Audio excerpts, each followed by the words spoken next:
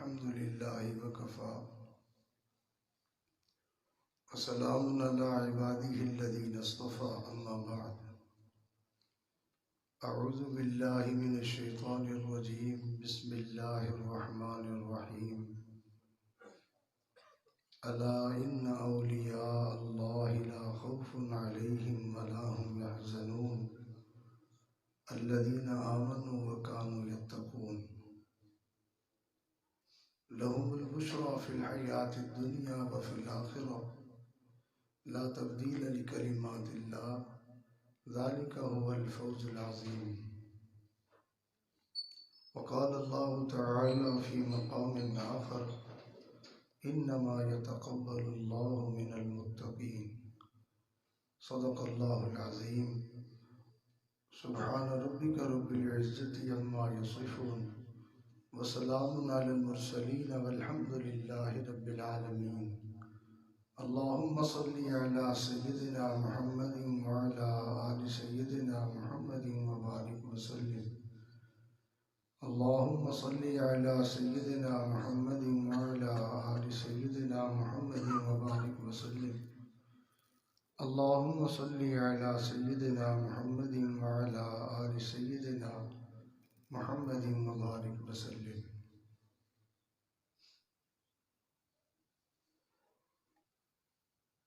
میرے عزیزو، بعض دفعہ سینکڑوں اور ہزاروں کے مجمع میں ایک بندہ ایسا ہوتا ہے کہ اس کی وجہ سے اللہ تعالیٰ سب کو رحمتیں اور برکتیں عطا فرماتے ہیں. وہ ایک بندہ سب کو نوازے جانے کا سبب بنتا ہے. اور بعض دفعہ پورے مجمع میں کوئی ایک بندہ ایسا ہوتا ہے کہ اس کی وجہ سے پورا مجمع محروم ہو جاتا ہے.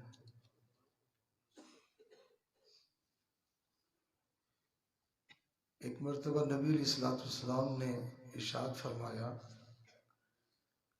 ہماری مجلس میں اگر کوئی قطع رحمی کرنے والا بندہ بیٹھا ہوا ہے تو وہ یہاں سے اٹھ کے چلا جائے. ہماری مجلس میں کوئی قطع رحمی کرنے والا بندہ بیٹھا ہوا ہے تو وہ یہاں سے اٹھ کے چلا جائے. جب آپ نے یہ اعلان فرمایا تو ایک نوجوان اٹھا اور وہ چلا گیا. تھوڑی دیر کے بعد وہ دوبارہ آ گیا اور پھر آ کے مجلس میں بیٹھ گیا. تو نبی علیہ السلام نے فرمایا کہ کیا ماجرا ہے کہ تم چلے گئے اور پھر دوبارہ آ گئے؟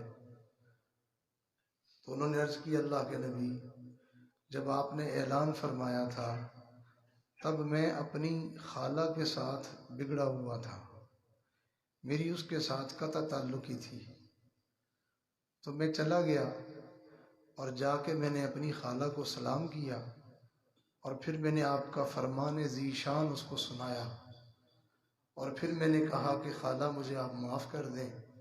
مجھے خالہ نے معاف کر دیا تو اس لیے میں دوبارہ آپ کی مجلس میں حاضر ہو گیا ہوں. کئی مرتبہ انسان دوسروں کے لیے محرومی کا سبب بن جاتا ہے. تو ہم میں سے ہر بندہ کوشش کرے کہ میں اپنی بے طلبی کی وجہ سے، میں اپنی بے ادبی کی وجہ سے، میں اپنی بے دھیانی کی وجہ سے میں دوسروں کے لیے محرومی کا سبب نہ بنوں. تو با ادب با نصیب اور بے ادب بے نصیب ہوتا ہے. تو کوشش کرے بندہ کہ دین کی بات کو سننے کے لیے اگر تھوڑی دیر سیدھا ہو کے بیٹھ جائے تو کوئی نقصان والی بات نہیں ہے، فائدہ ہوتا ہے بڑا. اس لیے کہ یہ ادب اللہ اور اس کے رسول صلی اللہ علیہ وسلم کا ہے، ان کی باتوں کا ادب ہے. تو جو جتنا ادب کرتا ہے وہ اتنا نوازا جاتا ہے، اور جو بے ادب ہوتا ہے، ایک بندہ بے ادبی کرتا ہے اور بہت سارے لوگ جو ہے وہ اس کی بے ادبی کی وجہ سے محروم ہو جاتے ہیں. تو جیسے ہمارے شاہ صاحب نے اعلان کیا کہ بھائی اگر عذر نہ ہو تو پھر سیدھے ہو کے بیٹھ جائیں، تو یہ ہمارا سیدھا ہونا بھی اللہ اور اس کے رسول کے لیے ہوگا. تو انشاءاللہ اس کی وجہ سے سب لوگوں کو جو ہے وہ برکتیں ملیں گی، انعام ملے گا. سارے حضرات محبت سے ایک مرتبہ درود شریف پڑھ لیں. اللہم صلی علی سیدنا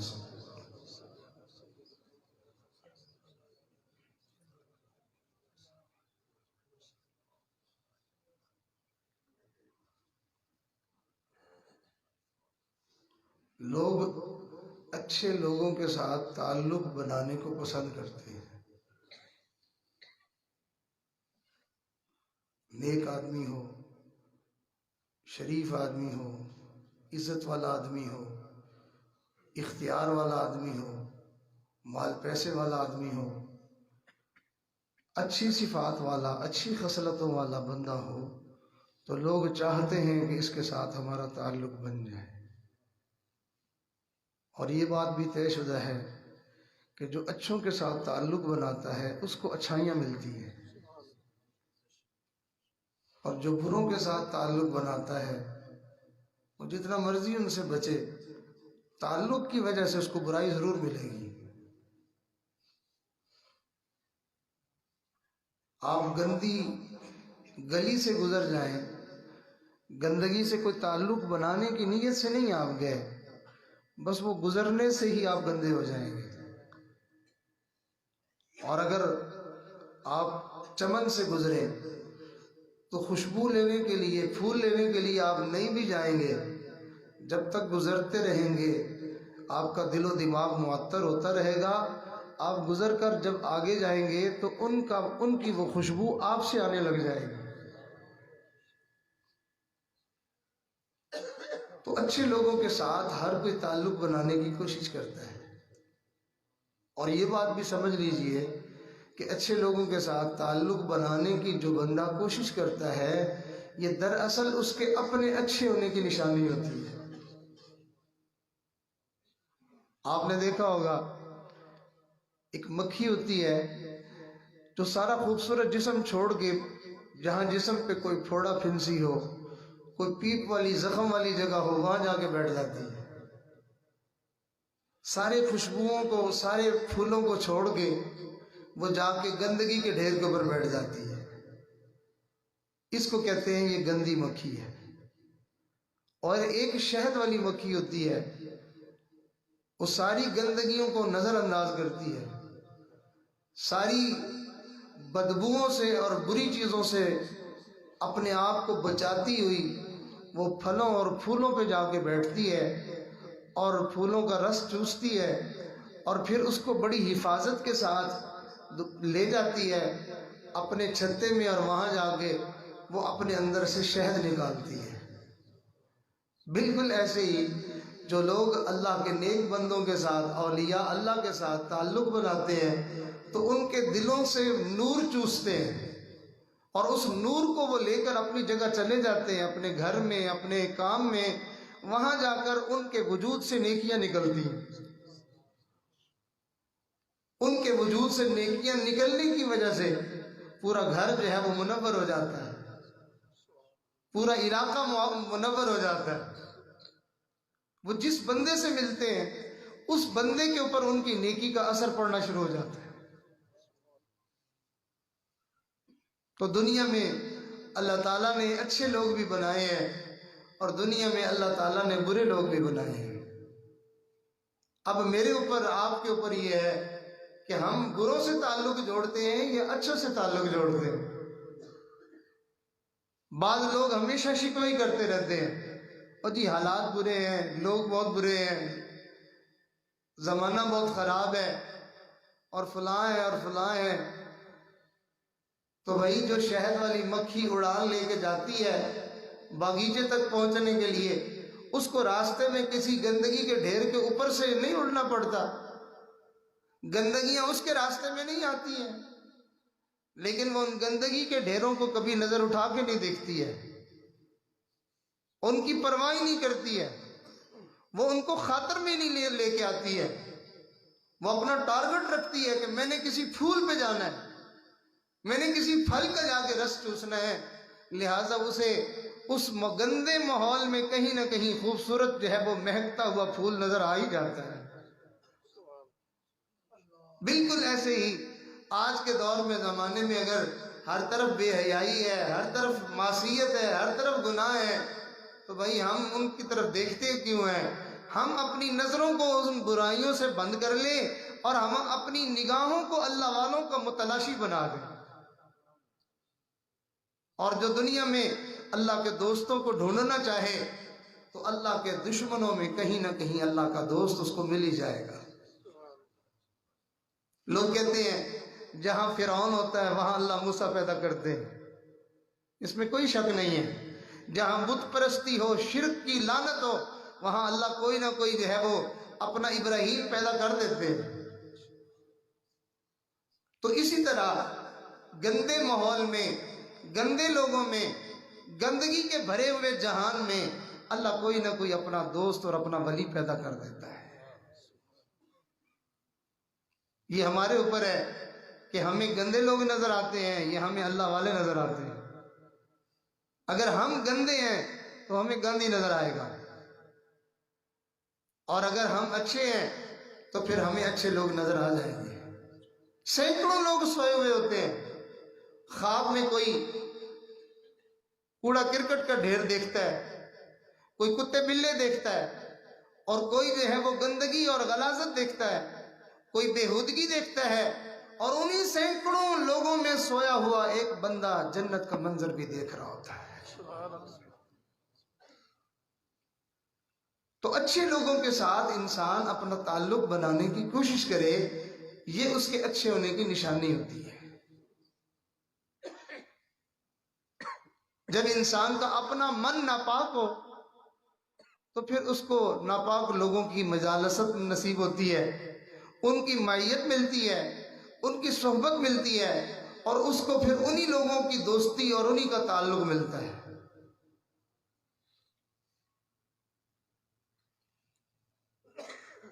جن لوگوں کی سوچیں پاکیزہ ہوتی ہیں، جن لوگوں کی نظریں پاکیزہ ہوتی ہیں، ان کو اسی گندگی بھرے جہان میں اللہ بھی مل جاتا ہے۔ یہ غلط بات ہے کہ اللہ والا بننے کے لیے انسان کو جو ہے وہ جنگلوں میں جانا پڑے، انسان کو غاروں میں جانا پڑے، انسان کو بیابانوں میں جانا پڑے۔ غلط بات ہے۔ اللہ انسان کو انہی گلی محلوں میں، انہی بازاروں میں اور انہی گھر کے گلی کوچوں میں اللہ تعالیٰ بندے کو مل جاتا ہے۔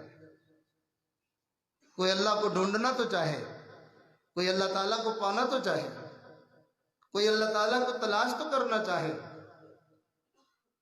لوگ کہتے ہیں جی آج کل پہلے زمانے کے اولیاء کہاں سے آئے؟ بھائی ان کے زمانے میں جب اولیاء تھے، اس زمانے کے جو گندے لوگ تھے وہ ان کو ولی مانتے کب تھے؟ ان گندے لوگوں نے اپنے زمانے کے اولیاء کو نہیں مانا، اور آج کے گندے لوگوں نے اپنے زمانے کے اولیاء کو نہیں مانا۔ یہ تو ہر دور میں، ہر زمانے میں ایسے لوگ پیدا ہوتے رہتے ہیں۔ یہ تو پھر اولیاء کی بات ہے۔ گندے لوگوں میں اللہ کے انبیاء آئے، انہوں نے انبیاء کو نہیں مانا۔ چنانچہ قرآن مجید کے اندر آیت مبارکہ ہے کہ ایک بستی کے اندر اللہ تعالیٰ کے انبیاء آئے تھے، تو انہوں نے آ کے لوگوں کو ہدایت کی طرف، نیکی کی طرف دعوت دی، اور لوگوں نے ان کی بات کو مانا نہیں۔ اللہ تعالیٰ کی طرف سے ایک دستور ہے، اللہ کا ایک قانون ہے کہ جب اللہ تعالیٰ اپنے بندوں تک اپنے ہدایت کا پیغام پہنچا دیتے ہیں، پھر لوگ نہیں مانتے، حجت پوری ہو جاتی ہے، اب پھر ان کی شامت آ جاتی ہے۔ جیسے آپ نے دیکھا ہوگا گھر میں کوئی بچہ جو ہے وہ شرارت کر رہا ہو تو ماں پہلے بیٹی کے ہاتھ پیغام بھیجتی ہے، جا کے اس کو کہو ذرا باز آ جائے، ایسی حرکتیں نہ کرے۔ اب جب پیغام پہنچ گیا، یا استاذ نے کسی شاگرد کو شرارتیں کرتے ہوئے دیکھا تو اس نے پیغام بھجوایا کہ اس کو کہو نالائق کو کہ آرام سے بیٹھ جائے۔ اب پیغام ملنے کے بعد بھی اگر وہ باز نہ آئے تو پھر اس کی شامت آ جاتی ہے۔ بالکل ایسے ہی جو دنیا میں آ کے اللہ تعالیٰ کی دھرتی پر اللہ کی نافرمانیاں اور اللہ کو ناراض کرنے والے کاموں میں لگے ہوئے لوگ ہوتے ہیں، تو اللہ ان تک اپنا پیغام بر بھیج دیتے ہیں۔ جب تک نبوت کا دروازہ کھلا تھا تب تک انبیاء آتے رہے۔ جب خاتم المرسلین، خاتم النبیین حضرت محمد صلی اللہ علیہ وسلم دنیا میں تشریف لے آئے، آپ کے تشریف لانے سے نبوت کا دروازہ ہمیشہ کے لیے بند ہو گیا، لہٰذا اس کے بعد کسی نبی کے آنا تو ممکن نہیں تھا۔ ہاں نبیوں کے غلام پھر مسلسل آ رہے ہیں، ہر دور میں ہر زمانے میں نبی کے پیروکار آتے ہیں، اور جب وہ اپنی بات لوگوں تک پہنچا دیتے ہیں، لوگ سن کے انسنی کر دیتے ہیں، پھر اللہ کی طرف سے پکڑ آ جاتی ہے۔ اب ان نبیوں نے جب آ کے ان کو پیغام اللہ کا پہنچا دیا، چونکہ اس سے پہلے تو پیغام پہنچا نہیں تھا ان کو، تو لہٰذا اللہ کی طرف سے بھی ان کو چھوٹ ملی ہوئی تھی، اللہ تعالیٰ کی طرف سے رسی ان کی ڈھیلی ہوئی تھی۔ جب انبیاء آئے اور انہوں نے آ کے پیغام پہنچا دیا، اب انہوں نے جب نہ مانا تو پھر اللہ نے رسی کو کھینچنا شروع کر دیا۔ اب یہ بدبخت کیا کہنے لگے اور تمہارے آنے سے پہلے تو ہم ٹھیک ٹھاک تھے، تمہارے آنے سے پہلے تو ہمارا کاروبار بھی ٹھیک تھا، ہمارے حالات بھی ٹھیک تھے، ہمارا فلاں بھی ٹھیک تھا۔ اور نعوذ باللہ ثم نعوذ باللہ انبیاء کو کہنے لگے ہم تو تمہارے اندر نحوست دیکھتے ہیں، ثم نعوذ باللہ، کہ تم جب سے آئے ہو نا اس بستی میں، اس وقت سے نحوست آ گئی ہے، اس وقت سے کھانے پینے اور رہنے سہنے میں ہر طرح کی تنگیاں آ رہی ہیں۔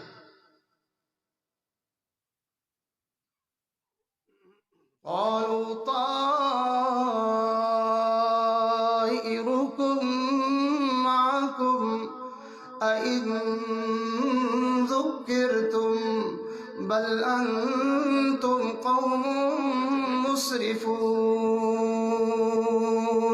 اس سے پہلے انہوں نے کہا قالوا إنا تطيرنا بكم لئن لم تنتهوا لنرجمنكم وليمسنكم منا عذاب أليم۔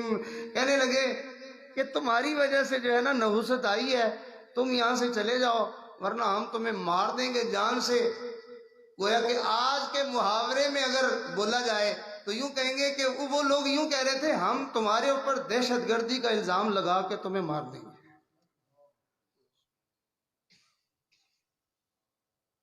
یا پھر ہم تمہیں ایسی سزا دیں گے تم یاد رکھو گے، دردناک قسم کی تمہیں ہم تکلیفیں دیں گے۔ بھائی اس کا قصور کیا ہے؟ تو انبیاء علیہ السلام نے آگے سے صاف بات کہی، چونکہ انبیاء کی بھی یہی شان تھی کہ وہ اللہ کے غیر سے ڈرتے نہیں تھے، اور انبیاء کے نام لیواؤں کی بھی یہی شان ہے کہ ہر دور اور ہر زمانے میں وہ لوگوں سے ڈرتے نہیں ہیں، سیدھی صاف بات کہتے ہیں۔ اب وہ ساری بستی والے اکٹھے ہو کے انبیاء کے ساتھ اس طرح بدتمیزی اور گستاخی کر رہے ہیں اور کہہ رہے ہیں کہ ہم نحوست تمہارے ساتھ دیکھتے ہیں۔ تو انبیاء علیہ السلام نے سیدھی صاف بات کہی، انہوں نے فرمایا قالوا طائركم معكم أئن ذكرتم بل أنتم قوم مسرفون۔ جس نحوست کی بات تم ہمارے لیے کہہ رہے ہو، یہ نحوست تمہارے ساتھ لگی ہوئی ہے، نافرمانیاں خدا کی تم کر رہے ہو، سبق تم حاصل نہیں کر رہے ہو، سمجھ تمہیں نہیں آ رہی ہے۔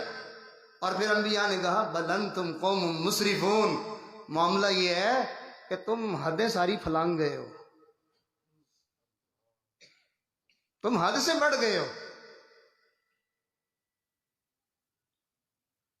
تو میں یہ عرض کر رہا تھا اگر انسان کا اندر ناپاک اور گندا ہو جائے تو اسے گندگی اپنی نظر نہیں آتی، اسے گندگی اللہ کے نیک بندوں میں نظر آتی ہے۔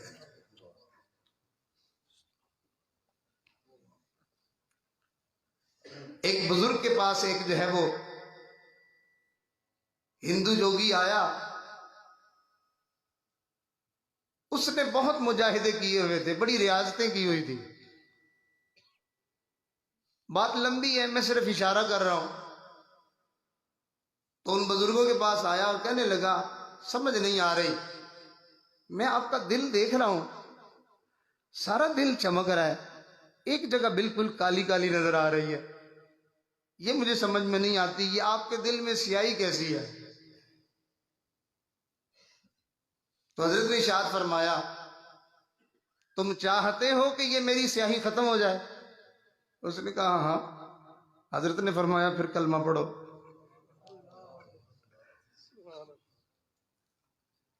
اس نے کلمہ پڑھا۔ حضرت نے ارشاد فرمایا اب ذرا میرا دل دیکھو۔ کہنے لگا اب تو نہیں ہے۔ تو حضرت نے ارشاد فرمایا یہ سیاہی تمہاری تھی جو تمہیں اس آئینے میں نظر آ رہی تھی۔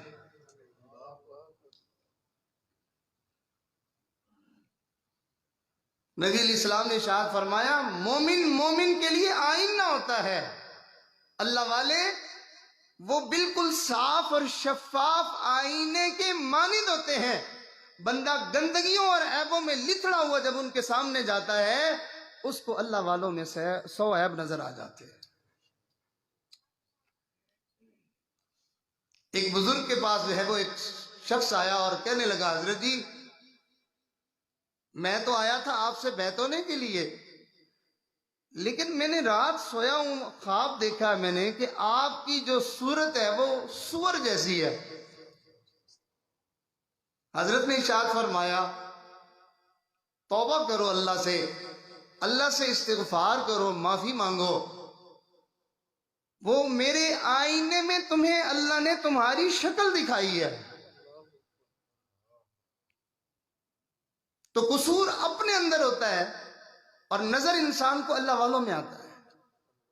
تو میں یہ عرض کر رہا تھا کہ ہم جیسے لوگوں کو اس بھرے زمانے میں اچھے لوگ کیا نظر آئیں گے، ہمیں تو جو اچھے ہوتے ہیں وہ بھی برے نظر آتے ہیں۔ ہمارے اندر اچھائی دیکھنے والی نگاہ نہیں ہے، ہمارے اندر وہ لیاقت نہیں ہے، ہمارے اندر وہ صلاحیت نہیں ہے۔ اگر کوئی بڑا ماہر قسم کا ڈرائیور ہو، اس کو آپ گاڑی پہ بٹھائیں تو وہ دوسرے بندے کی مہارت کو دیکھ کے بتا دے گا کہ یہ گاڑی چلانے والا بندہ جو ہے یہ کتنا ماہر ہے۔ میرے ساتھ ایک ساتھی سفر میں تھے، گاڑی چلا رہے تھے، تو بس 1 یا 2 منٹ مشکل سے کسی گاڑی کے پیچھے وہ چلے ہوں گے، انہوں نے اس کی کئی غلطیاں مجھے بتا دی کہ یہ یہاں یوں کر رہا ہے، یہاں یوں کر رہا ہے، یہ اس قدر غلط گاڑی چلا رہا ہے۔ اور اگر کوئی بندہ ڈرائیونگ کو نہ جانتا اس کو اس کی ایک غلطی کا بھی پتہ نہ چلتا۔ کئی مرتبہ قرآن پڑھنے والا تجوید کے اعتبار سے بہت زیادہ غلطیاں کر رہا ہوتا ہے اور ہمارے جیسے نادان اس کی آواز پر جھوم کے سبحان اللہ کہہ رہے ہوتے ہیں، حالانکہ وہ غلط پڑھ رہا ہوتا ہے۔ بالکل ایسے ہی ماہر کو جانتا ہے، ہمیں ولایت سے کوئی دور کا کوئی آشنائی نہیں ہے، ہم کیا جانے ولی کون ہوتا ہے۔ ہم بے ڈھنگے بندے کو ولی مان لیتے ہیں، بے تکے بندے کو ہم ولی مان لیتے ہیں، کرتب اور کرشمے دکھانے والے بندے کو ہم ولی مان لیتے ہیں۔ اولیاء اللہ وہ اولیاء کو پہچانتے ہیں، عام بندہ اولیاء کو نہیں پہچان پاتا، اس کو کیا پتا یہ کون ہے۔ یہی وجہ ہے کہ علماء نے لکھا ہے کہ انبیاء علیہ السلام کی زندگی عام لوگوں کے بہت مشابہ ہوتی ہے، نبیوں کی زندگی عام لوگوں کے بہت مشابہ ہوتی ہے، حتیٰ کہ عام لوگ نبی کو پہچان نہیں پاتے اور وہ اعتراض کرتے ہوئے کیا کہتے ہیں، ان کے کہنے کا مطلب ہوتا ہے او جی یہ تو ہمارے جیسا ہی تو ہے، ساڈے ورگا ہی تو ہے۔ اور انہوں نے اعتراض کرتے ہوئے کہا ما لهذا الرسول يأكل الطعام ويمشي في الأسواق، کہنے لگے کیسا رسول ہے، یہ کھاتا پیتا ہے ہماری طرح اور بازاروں میں رہتا ہے، زندگی عام لوگوں کی طرح گزارتا ہے، یہ کیسا نبی ہے۔ اور جن کی مت ماری ہوئی ہو انہیں نبی تو کیا انہیں تو نبیوں کے بھی نبی تشریف لے آئے ہیں تو انہیں پہچان نہیں ہوتی. چنانچہ نبی علیہ السلام کے بارے میں مکہ کے کافروں نے کیا کہا تھا؟ نعوذ باللہ ثم نعوذ باللہ، جس جیسی ہستی نہ آئی نہ آئے گی، نہ بنی نہ بنائی جائے گی، جس کا کوئی مثل اور کوئی مثال نہیں ہے، اس ہستی کو دیکھ کر ان بدبختوں نے کہا کہ اس مکہ اور طائف کی یہ جو دو بڑی وادیاں ہیں، اللہ تعالیٰ کو اگر نبی بنانا ہی تھا تو تیرے علاوہ کوئی بندہ نہیں ملا.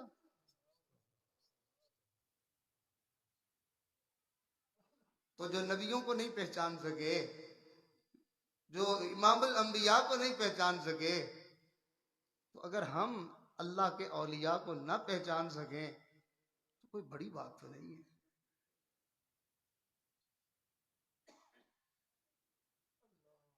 تو انسان اللہ والوں کے پاس آتا جاتا رہے، اس کو پہچان ہو جائے گی. منڈی کے چکر لگاتا رہے، جانوروں کی پہچان ہو جائے گی. سبز منڈی میں جایا کرے، سبزیوں کی شناخت ہو جائے گی. ایسے ہی اللہ والوں کے پاس بندہ آیا کرے، اللہ والوں کی پہچان ہو جائے گی. اور جسے اللہ والوں کی پہچان ہو جائے، جسے اللہ والوں کی پہچان ہو جائے، اللہ کی قسم اسے بڑی جلدی اللہ کی پہچان ہو جاتی ہے. ان سے ملنے کی ہے کہ یہی راہ، ان سے ملنے کی ہے کہ یہی راہ، ملنے والوں سے راہ پیدا کر. ابھی تک اگر اللہ والے کی پہچان نہیں ہے تو پھر جس کا یہ یار ہے، یار ہی نہیں پہچانا تو اس محبوب کو تو کیا پہچانے گا؟ اس کی گلی کے چکر کاٹنے والے کو تو نہیں پہچان سکا تو اس کی گلی میں کیسے پہنچے گا؟ جس نے آج تک جو ہے وہ کعبہ نہیں دیکھا تو اس سے ایڈریس پوچھ رہا ہے کعبہ جانے کا، اور تجھے مل جائے گا؟ کیسے ہو سکتا ہے؟ ابھی چند دن پہلے ایک جگہ ہم گئے تو ہمارے ساتھ اسی علاقے کے ساتھی تھے، تو ہم نے ان سے کہا کہ بھائی فلانی جگہ جانا ہے. کہنے لگے جی مجھے تو پتا نہیں. ہم نے کہا بھائی تمہارا علاقہ؟ کہتا بھائی میں کبھی آیا ہی نہیں. معلوم ہوا جو بندہ کبھی نہ گیا ہو اس کو اس علاقے کا پتہ کوئی نہیں ہوتا. تو جو اللہ والے اللہ کی گلی کے چکر کاٹتے رہتے ہیں، ہم ان کے پاس جائیں گے تو ہمیں اللہ کی پہچان ہو جائے گی. اپنی تسبیحوں کے زور پہ بندہ ولی بننا چاہتا ہے، اپنی محنت اور مجاہدے کے زور پہ وہ اللہ والا بننا چاہتا ہے. ای خیال استو محال استو جنو، ایسا کبھی نہیں ہوتا. تم جتنی مرضی اچھی گاڑی لے کے آ جاؤ، تم جتنی مرضی آرام دہ گاڑی لے کے آ جاؤ، تم کروڑوں کی گاڑی لے کے آ جاؤ، اگر تم نے منزل نہیں دیکھی، تمہیں راستہ بتانے والا کوئی نہیں ہے، تم اس تیز ترار گاڑی میں بیٹھ کے اپنی منزل سے دور تو نکل سکتے ہو مگر تم اپنی منزل تک نہیں پہنچ سکتے ہو. بندے کو غلط فہمی ہو جاتی ہے، وہ سمجھتا ہے کہ شاید وہ جی میں یہ بھی تسبیح پڑھتا ہوں، اور میں یہ بھی پڑھتا ہوں، اور میں یہ بھی پڑھتا ہوں، اور میں اتنی رکھتے پڑھتا ہوں، اور میں نے اتنے چلے لگائے، اور میں نے یہ کیا ہے، اور میں نے وہ کیا ہے. وہ اپنا بیٹھا ہوا نیکیاں گنتا رہتا ہے. یاد رکھنا یہ نیکیاں دھری رہ جائیں گی، یہ نیکیاں دھری رہ جائیں گی جب تو تنہائی میں بیٹھ کے اللہ کی نافرمانی کرے گا تو لوگوں کے سامنے کی ہوئی نیکیوں کو جو ہے وہ ٹھوکر سے اڑا دیا جائے گا. حدیث مبارکہ میں آتا ہے، نبی علیہ السلام نے ارشاد فرمایا، جو آدمی تنہائی کے گناہ سے اپنے آپ کو نہیں بچاتا ہے، اللہ تعالیٰ فرماتے ہیں بندے مجھے تیری نیکیوں کی کوئی ضرورت نہیں. اس لیے کہ بھائی لوگوں کے سامنے تو ہر کوئی لمبی تسبیح پکڑ لیتا ہے، لوگوں کے سامنے تو ہم سارے ہی بزرگ بن جاتے ہیں، لوگوں کے سامنے تو ہم میں سے ہر بندہ ہی اچھا بن جاتا ہے، لیکن انسان اللہ کے ساتھ کتنا اچھا ہے یہ اس کی تنہائی میں پتہ چلتا ہے.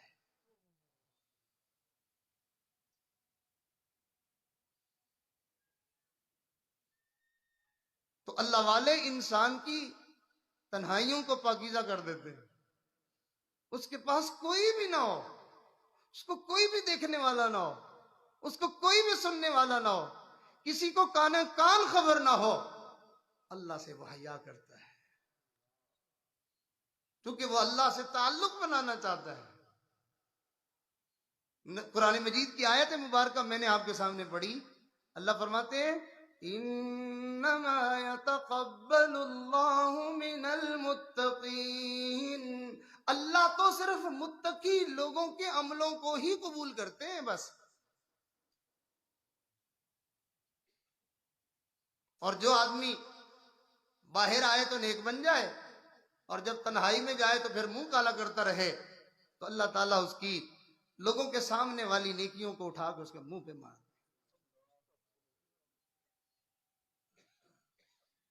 ہمارا معاملہ یہ ہے کہ ہمیں شیطان نے صرف چند، یوں کہیں کہ شیطان ہمیں جو ہے وہ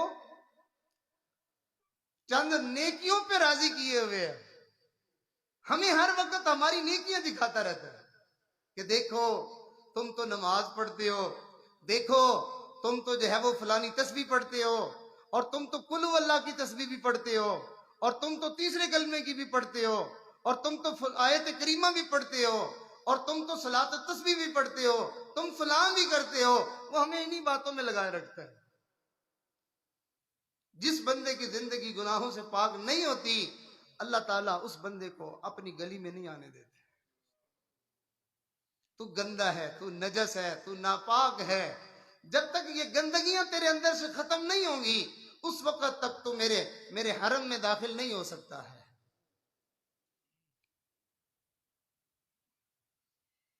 تو انسان اچھے لوگوں کو تلاش کرے، اسے اچھے مل جاتے ہیں. اور اگر اچھے لوگوں کے پاس انسان مسلسل اپنا آنا جانا شروع کر دے تو ایک دن آئے گا کہ یہ بھی اچھا بن جائے گا. یہ 1-2 دنوں کی بات نہیں ہوتی ہے، یہ 2-4-10 دنوں کی بات نہیں ہوتی ہے، یہ تو زندگی کا معاملہ ہے. اللہ کرے زندگی میں وہ دن آ جائے کہ ہماری زندگی گناہوں سے پاک ہو جائے. جن لوگوں کو اللہ تعالیٰ کا تعلق ملا ہے، ہم کبھی ان کی تنہائیوں کے معاملات دیکھیں، ان کی زندگی کو دیکھیں کہ وہ گناہوں سے کتنے دور رہنے والے لوگ تھے. اب عام طور پر عورتوں کے اندر احتیاط نہیں ہوتی ہے، لیکن جن عورتوں نے بھی اللہ سے تعلق جوڑا، انسان ان کی احتیاط سن کے بھی حیران ہو جاتا ہے. میاں بیوی بات کر رہے تھے تو اتنے میں کسی نے آگے خبر دی. رات کا وقت تھا، باتیں کر رہے تھے، دیا جل رہا تھا. اتنے میں کسی نے آگے خبر دی اس کے خامند کو، انا للہ و انا الیہ راجعون، آپ کے والد فوت ہو گئے. بس یہ خبر سننا تھی کہ بیوی نے جو ہے وہ چراغ، جلتے ہوئے چراغ کو پھونک ماری اور اس کو بجھا دیا. خامند نے کہا یہ کیا کیا تم نے؟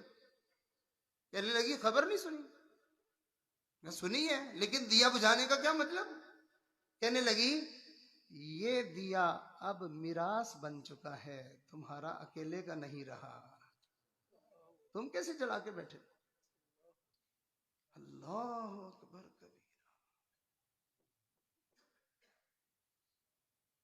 امام احمد بن حنبل رحمت اللہ علیہ کے پاس ایک عورت آتی ہے اور آ کر کہتی ہے حضرت میں چاند کی روشنی میں سوت کاٹتی ہوں، غریب عورت ہوں، سوت کاٹتی ہوں. کبھی کبھی میری گلی میں سے وقت کا حاکم گزرتا ہے اور اس کے ساتھ جو ہے وہ لائٹیں ہوتی ہیں، تو جب وہ گزرتے ہیں تو کافی لمبا لشکر ہوتا ہے، روشنی ہوتی ہے، لائٹیں ہوتی ہیں، تو اس کی روشنی میں کچھ جو ہے وہ سوت کاٹ لیتی ہوں. میں مسئلہ پوچھنے کے لیے آئی ہوں کہ حاکم وقت کی اس روشنی سے فائدہ اٹھا کے جو میں سوت کاٹتی ہوں کیا وہ میرے لیے حلال ہے؟ اللہ. امام احمد بن حنبل رحمت اللہ علیہ نے جب یہ بات سنی تو حضرت رو پڑے اور فرمانے لگے بی بی آپ کون ہیں؟ آپ کون ہیں؟ کہا میں بشر حافی کی بہن ہوں۔ حضرت نے فرمایا یہ تقوی تمہیں ہی مبارک ہو، یہ تمہارے ہی گھر کی دولت ہو سکتی ہے۔ اور پھر اس کے بعد مسئلہ فرمایا بی بی تیرے لیے وہ سود حلال نہیں ہے۔ اللہ اکبر کبیرہ۔ سیدنا صدیق اکبر رضی اللہ تعالیٰ عنہ فرماتے ہم لوگوں کو کہیں سے اگر کوئی گناہ کا معاملہ نظر آتا تھا تو ہم اپنے لیے صرف گناہ کا دروازہ نہیں بند کرتے تھے، بلکہ اس گناہ کے اطراف میں جو 70 دروازے ہوتے تھے ہم ان کو بھی بند کر دیتے تھے۔ اور آج ہم دھڑلے سے کہتے ہیں، بے حیائی کر رہے ہوتے ہیں، بدنگاہی کر رہے ہوتے ہیں، اور ہمیں کوئی کہے کہ بھائی اپنی آنکھوں کو حیا سے ذرا جھکا لو، آگے سے کہتے ہیں مجھے دیکھنے سے کیا ہوتا ہے، بس دل صاف ہونا چاہیے۔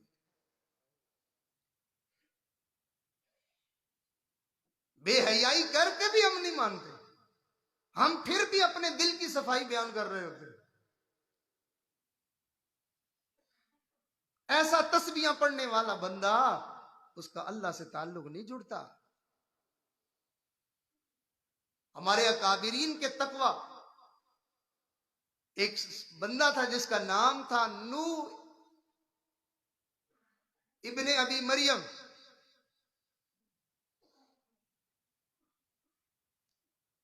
ترکی کا رہنے والا تھا۔ اس کا باغ تھا بہت بڑا۔ ایک مرتبہ یہ اپنے باغ میں آیا اور اپنے مالی جو اس نے رکھا ہوا تھا اس کا نام تھا مبارک، تو اس نے مبارک کو آواز دی، مبارک جاؤ میرے لیے انار نچوڑ کر لاؤ۔ اب مبارک جو ہے وہ گیا اور انار نچوڑا، لا کے اس کو پیش کیا مالک کو۔ جب اس نے پیا تو وہ بہت ترش تھا، تو اس نے واپس کر دیا اور اس نے کہا کہ اچھا تمہیں پتہ نہیں چلا ہوگا، تم ایسا کرو کسی اور پودے سے جو ہے وہ لے کے آؤ۔ اب یہ مبارک گیا، دوسرے پودے سے جا کے اس نے انار توڑا اور توڑ کے پھر نچوڑا، اس کو لے کے آیا۔ اب اس نے مالک نے جب دوبارہ پیا تو وہ یہ پہلے سے بھی زیادہ ترش تھا۔ مالک غصے ہو گیا، اس نے کہا مبارک تجھے شرم نہیں آتی؟ اتنا عرصہ ہو گیا تجھے باغ کے اندر رہتے ہوئے، آج تک تجھے یہ بھی پتہ نہیں چلا کہ کس پودے کے انار ترش ہیں اور کس کے میٹھے ہیں؟ کیسا بے وقوف آدمی ہے تو، تجھے اتنی بھی خبر نہیں ہوئی ہے؟ جب اس نے یوں غصے کا اظہار کیا، مبارک نے سر جھکایا ہوا تھا اور بڑے ادب سے کہنے لگا کہ میرے مالک صاحب آپ نے مجھے باغ کی نگرانی کا کہا تھا، باغ کے پھل کھانے کا تو نہیں کہا تھا۔ اتنے سال ہو گئے ہیں میں نے کسی ایک پودے کا پھل توڑ کے چکھا تک بھی نہیں ہے۔ اور ہم کیا کرتے ہیں؟ ہم کہتے ہیں ریڑی والے کو یہ ذرا تول دو، وہ تولنے میں مصروف اور ہم اپنے پیٹ میں اس کو انڈیلنے میں مصروف۔ جب تک وہ تول کے فارغ ہوتا ہے تو اس وقت تک کافی کچھ ہم بھی سمیٹ لیتے ہیں، اور اس کو تو ہم حرام ہی نہیں نہ سمجھتے، یہ تو گناہ ہی نہیں ہے نا، اتنے سے کیا ہوتا ہے؟ ہاں آگ کی جہنم کی اس چنگاری سے ہمارا کیا بنتا ہے؟ پوری جہنم آئے پھر پتہ چلے گا۔ ایسا بندہ لاکھوں تسبیحاں پڑھے، ہزاروں تسبیحاں پڑھے، ہزاروں نفلیں پڑھے، اللہ تعالیٰ کو اس کے نفلوں کی کوئی حاجت نہیں ہے۔ سنی آیت، ارشاد فرمایا الا ان اولیاء اللہ لا خوف علیہم ولا هم يحزنون الذين آمنوا وكانوا يتقون۔ اللہ تعالیٰ بتا رہے ہیں لوگوں جو میرے ولی ہیں نا، میں ان کا تمہیں تعارف کرواؤں، میرے ولی گناہ نہیں کرنے والے ہوتے ہیں، تقوی والے ہوتے ہیں، گناہوں سے بچنے والے ہوتے ہیں۔ تو تقوی کی 3 درجے ہوتے ہیں، ایک ہوتا ہے ہم جیسے عوام کا تقوی، اور ایک ہوتا ہے صالحین کا، نیک لوگوں کا تقوی، اور ایک ہوتا ہے صادقین کا، اللہ کے مقربین بندوں کا تقوی۔ عوام کا تقوی کیا ہے؟ ہم تو اس میں فیل ہیں۔ عوام کا تقویٰ یہ ہوتا ہے کہ وہ اللہ تعالیٰ کے حرام کردہ کاموں سے اپنے آپ کو بچا لیتے ہیں۔ حرام دیکھتے نہیں، حرام دیکھتے نہیں، حرام بولتے نہیں، حرام سنتے نہیں، حرام کھاتے نہیں، حرام سونگھتے نہیں، حرام کو دل میں محبت کی جگہ نہیں دیتے۔ ان کی آنکھیں حرام سے پاک، ان کے کان حرام سے پاک، ان کی زبان حرام سے پاک، ان کا دماغ حرام سے پاک، اور ان کا دل جو ہے وہ حرام سے پاک، اور ان کا پیٹ حرام سے پاک، ان کی شرمگاہ حرام سے پاک، ان کا پورا وجود اللہ کی حرام کردہ چیزوں سے بالکل پاکیزہ ہوتا ہے۔ یہ عوام کا تقویٰ ہے۔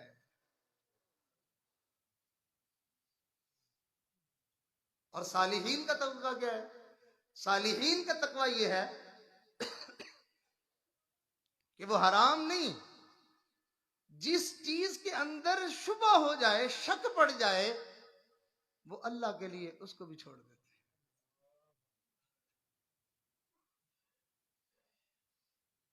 اور جب انسان کو یوں اللہ تعالیٰ سعادت عطا فرما دیتے ہیں کہ شبہ والی چیزوں سے وہ بچنے لگ جاتا ہے، اس نعمت کے ملنے کے بعد پھر اللہ کی طرف سے ایک بندے کو تحفہ ملتا ہے، ایک انعام ملتا ہے، ایک ہدیہ ملتا ہے، اور اس کا نام ہوتا ہے نور تقویٰ یا نور فرقان یا نور بصیرت۔ اللہ اس بندے کے دل میں ڈال دیتے ہیں، اب اس کو دل کی نگاہوں سے ان چیزوں کی گندگی اور برائی نظر آنے لگ جاتی ہے۔ چنانچہ ایک بزرگ کے بارے میں لکھا کہ ان کے سامنے اگر کوئی مشتبہ چیز کوئی لا کے رکھ بھی دیتا تھا تو اللہ تعالیٰ نے اب ان کو اتنا جو ہے وہ اس چیز سے بچا لیا تھا کہ وہ ہاتھ جیسے ہی آگے بڑھاتے تو ان کی انگلیاں حرکت کرنے لگ جاتی تھی۔ ان کو پتہ چل جاتا تھا کہ یہ چیز ٹھیک نہیں ہے۔ ہمارے بزرگوں کو اللہ رب العزت یہ نعمت عطا فرماتے ہیں۔ ہمارے سلسلہ عالیہ نقشبندیہ کے بزرگ حضرت خواجہ عبد المالک صدیقی رحمت اللہ علیہ، جو ہمارے حضرت کے سسر بھی تھے اور ان کے دادا پیر بھی تھے، ان کے بارے میں آتا ہے کئی دفعہ لوگوں نے ان کو آزمانے کی کوشش کی، حضرت کی دعوت کی، بہترین قسم کے مرغن کھانے بنائے اور حلال پیسوں مشتبہ پیسوں سے اچھے اچھے کھانے بنائے، اور حلال پاکیزہ پیسوں سے انہوں نے معمولی سی دال بنا کے رکھ دی اور حضرت کو دعوت دے دی۔ حضرت تشریف لائے دسترخوان پہ، کسی چیز کو ہاتھ نہ لگایا، اس حلال مال سے بنی ہوئی دال کو کھا کے حضرت اٹھ کے چلے گئے۔ پھر ایسے لوگ ہوتے ہیں جن کو اللہ تعالیٰ دل کا نور عطا فرماتے ہیں۔ حضرت جب نماز کی نیت باندھنے لگتے تھے تو یوں ہاتھ اٹھاتے، کبھی 1 سیکنڈ، کبھی 2 سیکنڈ، کبھی 3 سیکنڈ، کبھی آدھا منٹ، کبھی 1 منٹ، یوں ہاتھ روکتے اور پھر اس کے بعد اللہ اکبر۔ اب لوگوں کو یہ بات سمجھ میں نہیں آتی تھی کہ یہ کیا ہے۔ ایک مرتبہ کسی عالم نے حضرت سے پوچھ لیا کہ حضرت آپ یہ دیر کیوں کرتے ہیں، فوراً آپ نیت کیوں نہیں باندھ لیتے؟ تو حضرت نے بڑی عاجزی سے اور مسکنت سے فرمایا، میاں تم تو اچھے لوگ ہو، تمہاری تو کیفیت بنی ہوئی ہوتی ہے، اور میں تو فقیر آدمی ہوں، مجھے تو اپنی کیفیت جو ہے وہ بنانا پڑتی ہے۔ جب تک اللہ تعالیٰ میرے اور بیت اللہ کے درمیان سے پردے نہیں ہٹا دیتا تب تک میں نیت نہیں باندھتا۔ جب تک میں بیت اللہ کو نہیں دیکھ لیتا ہوں اس وقت تک میں نیت نہیں باندھتا۔ یہ پھر اللہ تعالیٰ انعام عطا فرماتے ہیں۔ جو آدمی اللہ کی نافرمانی سے، میں اپنی بات کو سمیٹنے کی طرف اب لا رہا ہوں، توجہ فرمائیے گا، جو آدمی اپنے آپ کو اللہ کی نافرمانی سے بچانے کی کوشش اور محنت میں لگ جاتا ہے، اللہ کی طرف سے اس کے لیے انعامات کے دروازے کھلنا شروع ہو جاتے ہیں۔ ایک نعمت، دوسری نعمت، تیسری نعمت، چوتھی نعمت، اللہ مال بے حساب دیتے ہیں، اللہ اس کو رزق بے حساب دیتے ہیں، اللہ اس کو عزتیں عطا فرماتے ہیں، اللہ اس کو ہیبت عطا فرماتے ہیں، اللہ رعب عطا فرماتے ہیں، دشمنوں کے مقابلے میں اللہ اس کو کامیابی اور مدد اس کی فرماتے ہیں۔ چنانچہ ایک بزرگ تھے، ان کے سامنے کچھ بچے کھیل رہے تھے، بچے بھی بڑے عجیب تھے، ان کو کسی نے آگے کہا کہ بچوں تمہارے سامنے جو ہے یہ دیکھو یہ بزرگ بیٹھے ہوئے ہیں تو تمہیں ان سے جو ہے وہ ہیبت نہیں آ رہی، ڈر نہیں آ رہا؟ ان بچوں نے نہ جانے وہ کیسے بچے تھے، ان بچوں نے کہا ان بزرگوں کے اندر تقوی کی وہ کیفیت نہیں رہی، لہٰذا ہمارے دلوں سے اللہ نے ان کا خوف نکال دیا ہے۔ جب باپ متقی ہو تو پھر اس کا روب اولاد کے دل پہ ہوتا ہے۔ استاذ متقی ہو، شاگردوں کے سامنے اس کا ایک روب ہوتا ہے، اللہ تعالیٰ اس کو ہیبت عطا فرما دیتے ہیں۔ چنانچہ نبی علیہ الصلوۃ والسلام کے بارے میں آتا ہے کہ صحابہ کرام فرماتے ہیں ہماری ہمت نہیں پڑتی تھی کہ ہم آپ سے کوئی بات پوچھ لیں، ایسا روب اور ہیبت ہمارے اوپر طاری رہتی تھی کہ ہم لوگ جو ہے وہ گھنٹوں خاموش رہتے تھے، اس انتظار میں رہتے تھے کہ کوئی اجنبی بندہ آئے اور وہ آ کے اللہ کے حبیب سے پوچھے اور ہمیں بھی جو ہے وہ کچھ سننے کو اور کچھ سمجھنے کو مل جائے گا۔ تو اللہ رب العزت تقوی کی وجہ سے انسان کو بہت ساری نعمتیں عطا فرماتے ہیں، ان میں سے ایک نعمت اللہ یہ عطا فرماتے ہیں کہ جو آدمی تنہائیوں میں اللہ کی نافرمانیوں سے بچنا شروع کر دیتا ہے، اللہ ایسے بندے کو اپنا تعلق دے دیتے ہیں، اپنی ولایت عطا فرما دیتے ہیں۔ آج ہم اپنے لیے بھی اور اپنی اولاد کے لیے بھی بھلائیاں چاہتے ہیں، خیریں چاہتے ہیں، اللہ تعالیٰ سے برکتیں چاہتے ہیں، جبکہ ہماری حالت یہ ہے کہ خود بھی گناہوں میں ڈوبے ہوئے ہیں اور ہمارے گھر کی عورتیں بھی گناہوں میں ہیں اور ہمارے بچے بھی گناہوں میں ہیں۔ یاد رکھیں جب ہم سب کے سب گناہوں میں ہیں تو اللہ کی پکڑ سے ہمیں کوئی چیز بچا نہیں سکتی ہے۔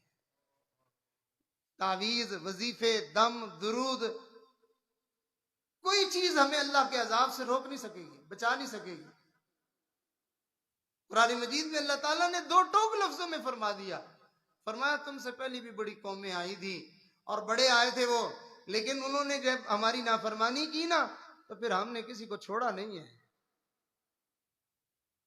تو لہٰذا اگر ہم چاہتے ہیں ہماری رزق کا مسئلہ حل ہو جائے، اگر ہم چاہتے ہیں ہمارے گھر کا مسئلہ حل ہو جائے، اگر ہم چاہتے ہیں ہماری اولادوں کا مسئلہ حل ہو جائے، ہمارے اللہ تعالیٰ ہمیں زندگی میں کبھی جو ہے وہ لاوارثہ نہ فرمائے، تو پھر ہمیں محترم جماعت پھر ہمیں محنت کرنی پڑے گی اس بات پر کہ ہماری زندگی سے گناہوں کی گندگیاں نکل جائیں۔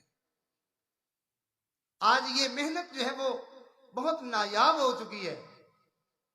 بزرگوں کی خانقاہیں ایک وقت میں ان گناہوں اور معصیتوں کو مٹانے کی محنت کا جو ہے وہ مرکز ہوا کرتا تھا، آج وہ خانقاہیں وہ لوگوں کی خواہشات کو پورا کرنے کے لیے سبب اور وسیلے کے طور پر استعمال ہو رہی ہیں۔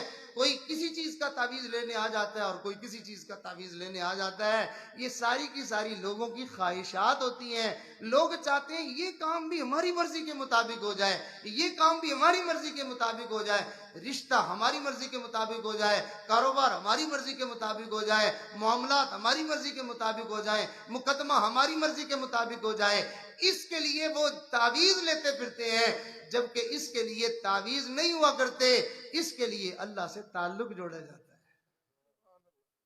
جو بندہ دنیا میں اپنے آپ کو خوش کرنے کی محنت میں لگ جائے گا، اللہ اس کو کبھی خوش نہیں ہونے دیں گے، اور جو آدمی اللہ کو خوش کرنے کی محنت میں لگ جائے گا، اللہ اس کو دنیا میں بھی خوش کر دیں گے، اللہ اس کو آخرت میں بھی خوش کر دیں گے۔ قرآن عظیم الشان ارشاد فرمایا وَمَن يَتَّقِ اللَّهَ وَمَن يَتَّقِ اللَّهَ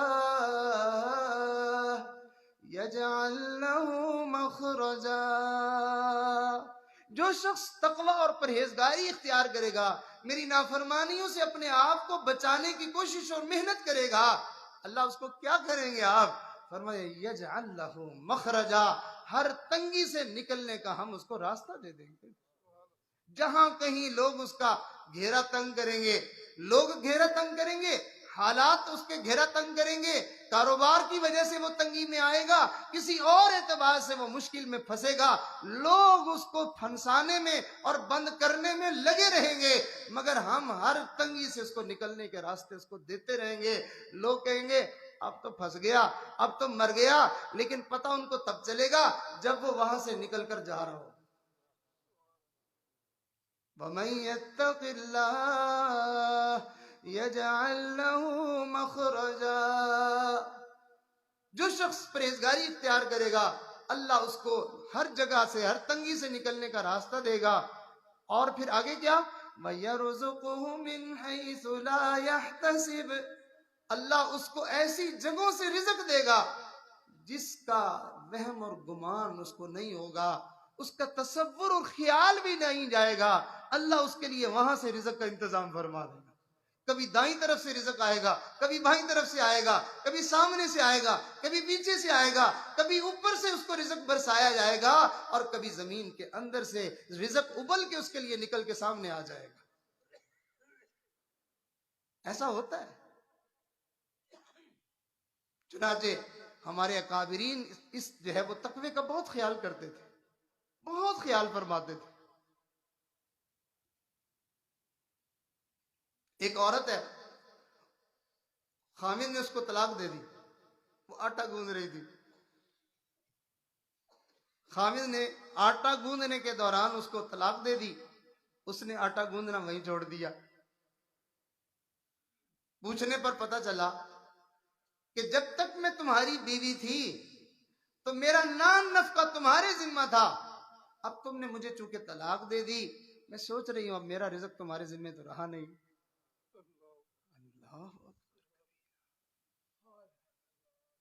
اللہ کا ڈر۔ آج لوگ کہتے ہیں او جی میرے دل میں اللہ کا ڈر ہے، ایویں خام خواہ جھوٹ بولنے کی کیا ضرورت ہے؟ آپ نے دیکھا ہوگا نا، کچھ چیزیں انسان سے کچھ چھڑوا دیتی ہیں۔ مثلا ماں کو جوان العمر بیٹے کے مرنے کا صدمہ ہو جائے تو یہ غم کھانا چھڑوا نہیں دیتا۔ کسی آدمی کے کاروبار کروڑوں میں نقصان ہو جائے تو یہ غم کھانا نہیں چھڑوا دیتا۔ تو یہ غم جس کو لگے کھانا چھوٹ جاتا ہے، جسے اللہ کا ڈر لگے اس سے وہ ڈر گناہ چھڑوا دیتا ہے۔ پھر بندے کے اندر اتنی ہمت نہیں ہوتی کہ وہ گناہ کرے، اتنی ہمت نہیں ہوتی کہ وہ آنکھیں پھاڑ پھاڑ کے کسی کو دیکھے، اتنی ہمت نہیں ہوتی کہ وہ اپنے سیل فون پہ جو ہے وہ بستر کے اندر گھس کے گندگیاں دیکھتا پھرے، پھر اس کے اندر اتنی ہمت نہیں ہوتی ہے کہ وہ نیند کے غلبے کی وجہ سے نماز چھوڑ دے، اس کے اندر پھر اتنی ہمت نہیں ہوتی ہے کہ وہ لوگوں کو ملاوٹ کر کر کے لوگوں کو دھوکے دے رہا ہو، پھر اس کے اندر اتنی ہمت نہیں ہوا کرتی ہے، اس کی زندگی گناہوں سے پاک اور صاف ہو جاتی ہے۔ پھر وہ کیفیت ہو جاتی ہے جو امیر المومنین عمر رضی اللہ تعالیٰ عنہ اپنی اہلیہ سے اپنے گھر میں جو ہے وہ خوشبو رکھی ہوئی ہے تو اس کو تقسیم کرنا تھا، تو اہلیہ نے کہا حضرت میں تقسیم کر دوں؟ حضرت نے فرمایا نہیں تم تقسیم نہیں کرو گی۔ کہنے لگی کیا بات، آپ کو میرے اوپر اتنی بھی تسلی نہیں ہے، اتنا بھی اعتماد نہیں ہے کہ میں اس میں کوئی گڑبڑ کروں گی؟ فرمایا نہیں مجھے تسلی ہے تمہارے اوپر، اسی لیے تو تمہیں منع کر رہا ہوں۔ پوچھنے لگی وہ کیسے؟ حضرت نے ارشاد فرمایا ہمیں زیب نہیں دیتا ہم بیت المال کی اس خوشبو سے نفع اٹھائیں۔ کہنے لگی میں کب نفع اٹھا رہی ہوں؟ حضرت نے فرمایا جب تو ڈال ڈال کے تقسیم کرے گی تو خوشبو تیرے ناک میں نہیں داخل ہوگی؟ کہنے لگی ہاں ہوگی۔ فرمایا یہ نفع ہمارے لیے کہاں جائز ہے؟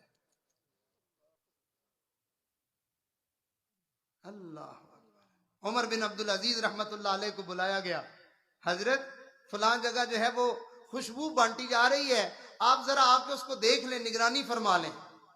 اب چونکہ حضرت امیر المومنین تھے، دیکھنا تھا، نگرانی تو کرنی تھی، لیکن حضرت نے کیا کیا، یوں کپڑا لیا اور یوں اپنی ناک کو دبا کے وہاں جا کے بیٹھ گئے۔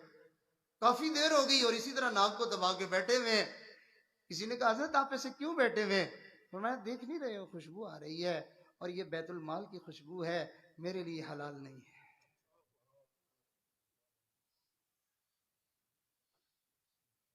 حضرت امیر المومنین بنے۔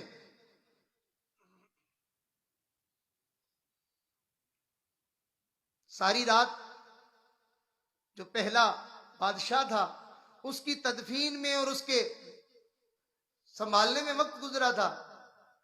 صبح فجر کے بعد نماز پڑھ کے آئے اور لیٹنے لگے تو ایسے لوگوں کی اولادیں بھی پھر ایسی ہوتی ہیں، تو جب لیٹنے لگے تو صاحبزادہ صاحب آ گئے. انہوں نے آگے کہا ابا جی آپ لیٹ رہے ہیں, آپ کو امیر المومنین بنا دیا گیا, جن لوگوں کے اوپر ظلم ہوا ہے ان کی مدد کب کریں گے آپ؟ بیٹا میں ساری رات جاگتا رہا, تھوڑا آرام کر لوں پھر میں اٹھوں گا, ظہر کی نماز کے بعد پھر میں ان لوگوں کو ان کا حق دلوا دوں گا. بیٹے نے کہا ابا جی ظہر تک زندہ رہنے کی گارنٹی مل گئی ہے. جو ہی یہ بات کی نا, حضرت یوں بستر سے اچھلے اور تشریف لے گئے اور اپنے بیٹے کو شاباش دی اور کہا بیٹا تو نے تو میری ساری تھکاوٹ دور کر کے رکھ دی ہے. ہم گناہوں سے نہیں بچتے, ہمیں جو ہے وہ تسبیحاں پھیرنے کا شوق چڑھا ہوا ہے. نمازی آدمی سجدے کر کر کے یہاں نشان پڑ گیا, لیکن جھوٹ بولنے سے باز نہیں آتا. داڑھی بھی ہے, نیکوں کے ساتھ تعلق بھی ہے, اولیاء کی صحبت میں بھی جاتا ہے, جماعتوں کے ساتھ بھی جاتا ہے, لیکن ٹی وی دیکھنے سے باز نہیں آتا. وہ جی بس خبریں ہی سنتے ہیں. وہ جو آنٹی آتی ہے وہ آپ کی کیا لگتی ہے بھائی, جس کا آپ دیدار کرتے رہتے ہیں؟ کیا اس کا دیکھنا حرام نہیں ہے؟ اور اگر حرام ہے کیا اس کو دیکھنے کے بعد بھی تیری نیکیاں قبول ہو جائیں گی؟ یاد رکھیں, ایک بدنگاہی سے 10 دن کوئی بندہ اعتکاف میں بیٹھ کر, رمضان کے مہینے میں 10 دن اعتکاف میں بیٹھ کر باہر نکلے, ایک دفعہ بدنگاہی کرے, ایک بدنگاہی سے اس کا پورا سینہ نور سے خالی ہو جائے گا. اور ہم بازار میں جاتے ہیں, ایک سبزی لے کے آتے ہیں, پتہ نہیں کتنی دفعہ غلط جگہ پہ نظر ڈال کے ہم واپس آتے ہیں. ہماری آنکھیں قابو میں نہیں ہیں, ہماری زبان قابو میں نہیں ہے, کبھی جھوٹ نکل گیا, اور ایسے ہی بیٹھا ہوا مجلس میں کیا لگوانے کے لیے, ہنسانے کے لیے ایک جو ہے وہ جھوٹ گھڑ دے گا, اور پھر جو ہے وہ کہے گا میں کہ چلو شگل میلہ سے.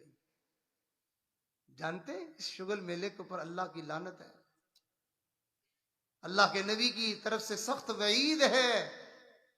نبی علیہ السلام نے 3 مرتبہ ارشاد فرمایا افسوس ہے اس بندے پر, افسوس ہے اس بندے پر, افسوس ہے اس بندے پر جو جھوٹ بولتا ہے لوگوں کو ہنسانے کے لیے.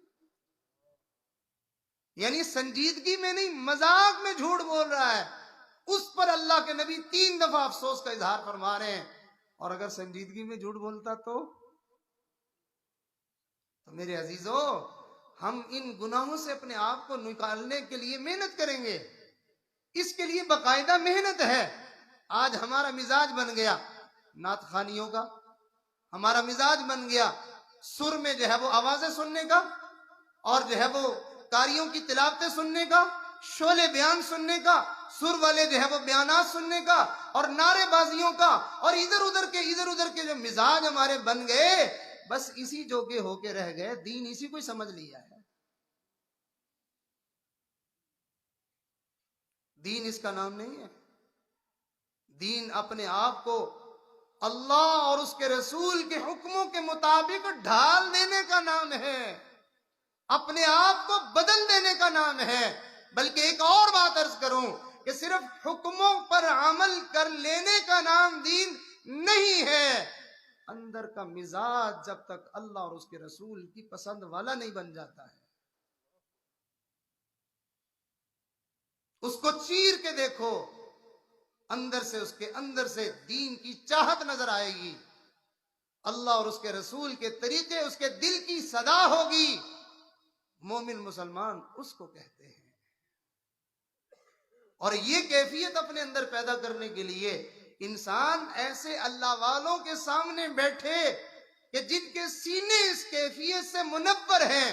جب ہم ان کے سامنے جا کے بیٹھیں گے تو ان کے دلوں سے وہ نور نکلے گا, وہ شعائیں نکلیں گی جو ہمارے اندر اتر جائیں گی. ایک دن آئے گا کہ ہمارے اندر کی بھی وہی کیفیت بن جائے گی. یہ کیفیت مطلوب ہے. صدیق اکبر رضی اللہ تعالیٰ عنہ کی اہلیہ محترمہ فرمانے لگی, صدیق اکبر رضی اللہ تعالیٰ عنہ کو نمازوں اور روزوں کی وجہ سے لوگوں کے اوپر فضیلت حاصل نہیں تھی, بلکہ ان کے سینے کی اس کیفیت کی وجہ سے جو اللہ تعالیٰ نے ان کو اپنے نبی کے سینہ مبارک سے جو عطا فرمائی دی، فرمایا اس کیفیت کی وجہ سے ان کو لوگوں کے اوپر درجہ اور فضیلت حاصل تھی۔ ہو سکتا ہے ہماری نمازیں کسی اللہ والے سے زیادہ ہو جائیں، ہو سکتا ہے ہماری تسبیحیں ان سے زیادہ ہو جائیں، ہو سکتا ہے ہماری تلاوتیں ان سے زیادہ ہو جائیں، ہمارے مجاہدے ان سے زیادہ ہو جائیں، لیکن نبی علیہ السلام نے ارشاد فرمایا متقی اور پرہیزگار بندہ، اللہ کے نبی نے ارشاد فرمایا اس کی 2 رکعتیں، اور دوسرے بغیر پرہیزگاری والا بندہ جو یہ بھی اور وہ بھی دونوں سلسلے کرتا رہتا ہے، فرمایا اس کی 1000 رکعتوں سے اس کی 2 رکعتیں بہتر ہیں۔ تو اس لیے میرے عزیزو، یہ خانقاہیں، یہ اللہ والوں کی مجلسیں اور محفلیں، یہاں پر جو سبق ہمیں ملتا ہے وہ یہ کہ ہم اپنی زندگی کو گناہوں کی گندگیوں سے پاک کر لیں۔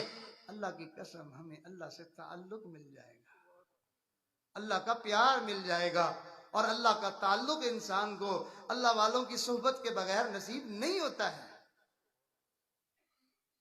کپڑے والی دکان سے سبزی نہیں ملتی ہے، لوہے والی دکان سے کپڑا نہیں ملتا ہے، سبزی سبزی والے سے ہی ملے گی، کپڑا کپڑے والے سے ملے گا۔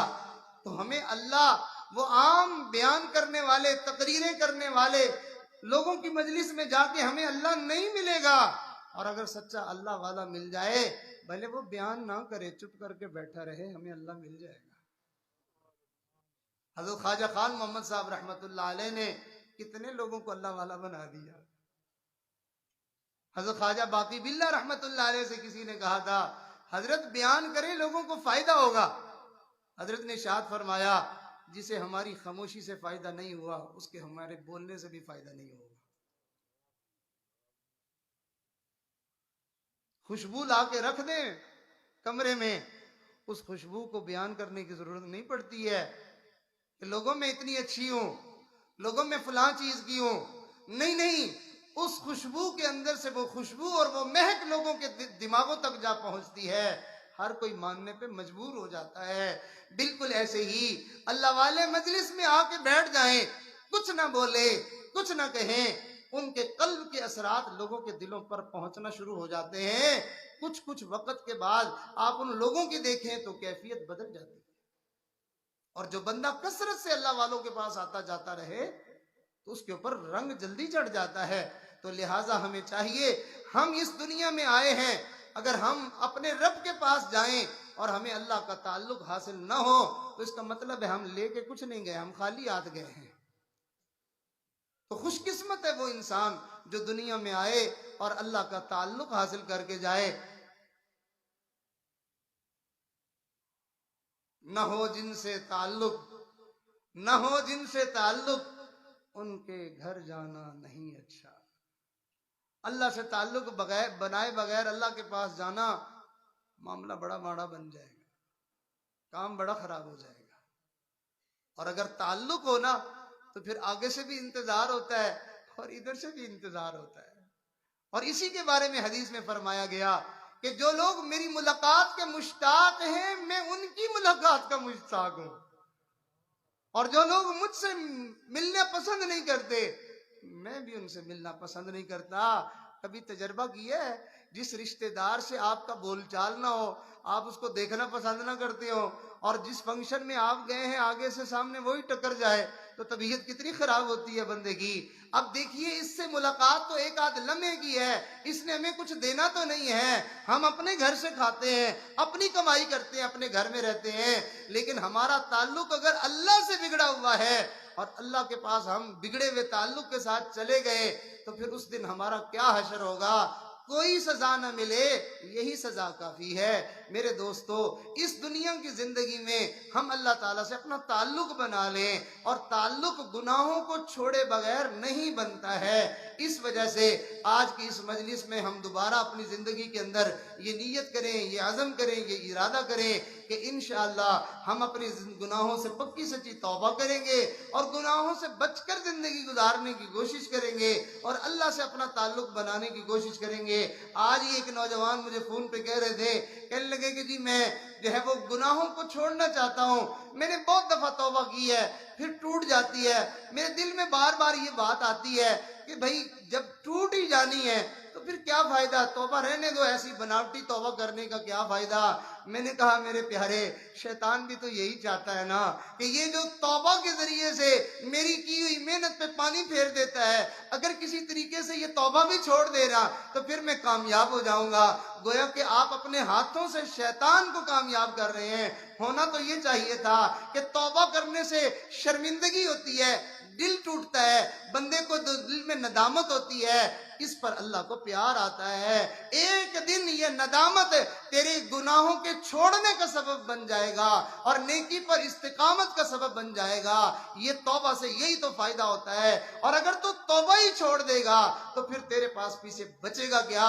گویا کہ جہنم کی طرف جانے میں راستے میں رکاوٹ ہی کوئی نہیں رہی, بندہ بھاگتا ہوا جہنم کی طرف جا رہا ہوگا. اس لیے ہم متقی نہ سہی, ہم پرہیزگار نہ سہی, ہم بدکار ہی سہی, ہم گناہگار ہی سہی, ہم سے گناہ نہیں چھوٹتے تو پھر ہم توبہ بھی نہ چھوڑیں. روزانہ توبہ کریں, روزانہ اللہ سے معافی مانگیں, اپنی زندگی میں بار بار عہد کریں, بار بار ارادہ کریں, اللہ اب کی دفعہ میں نہیں کروں گا, اللہ اب کی دفعہ میں نہیں کروں گا.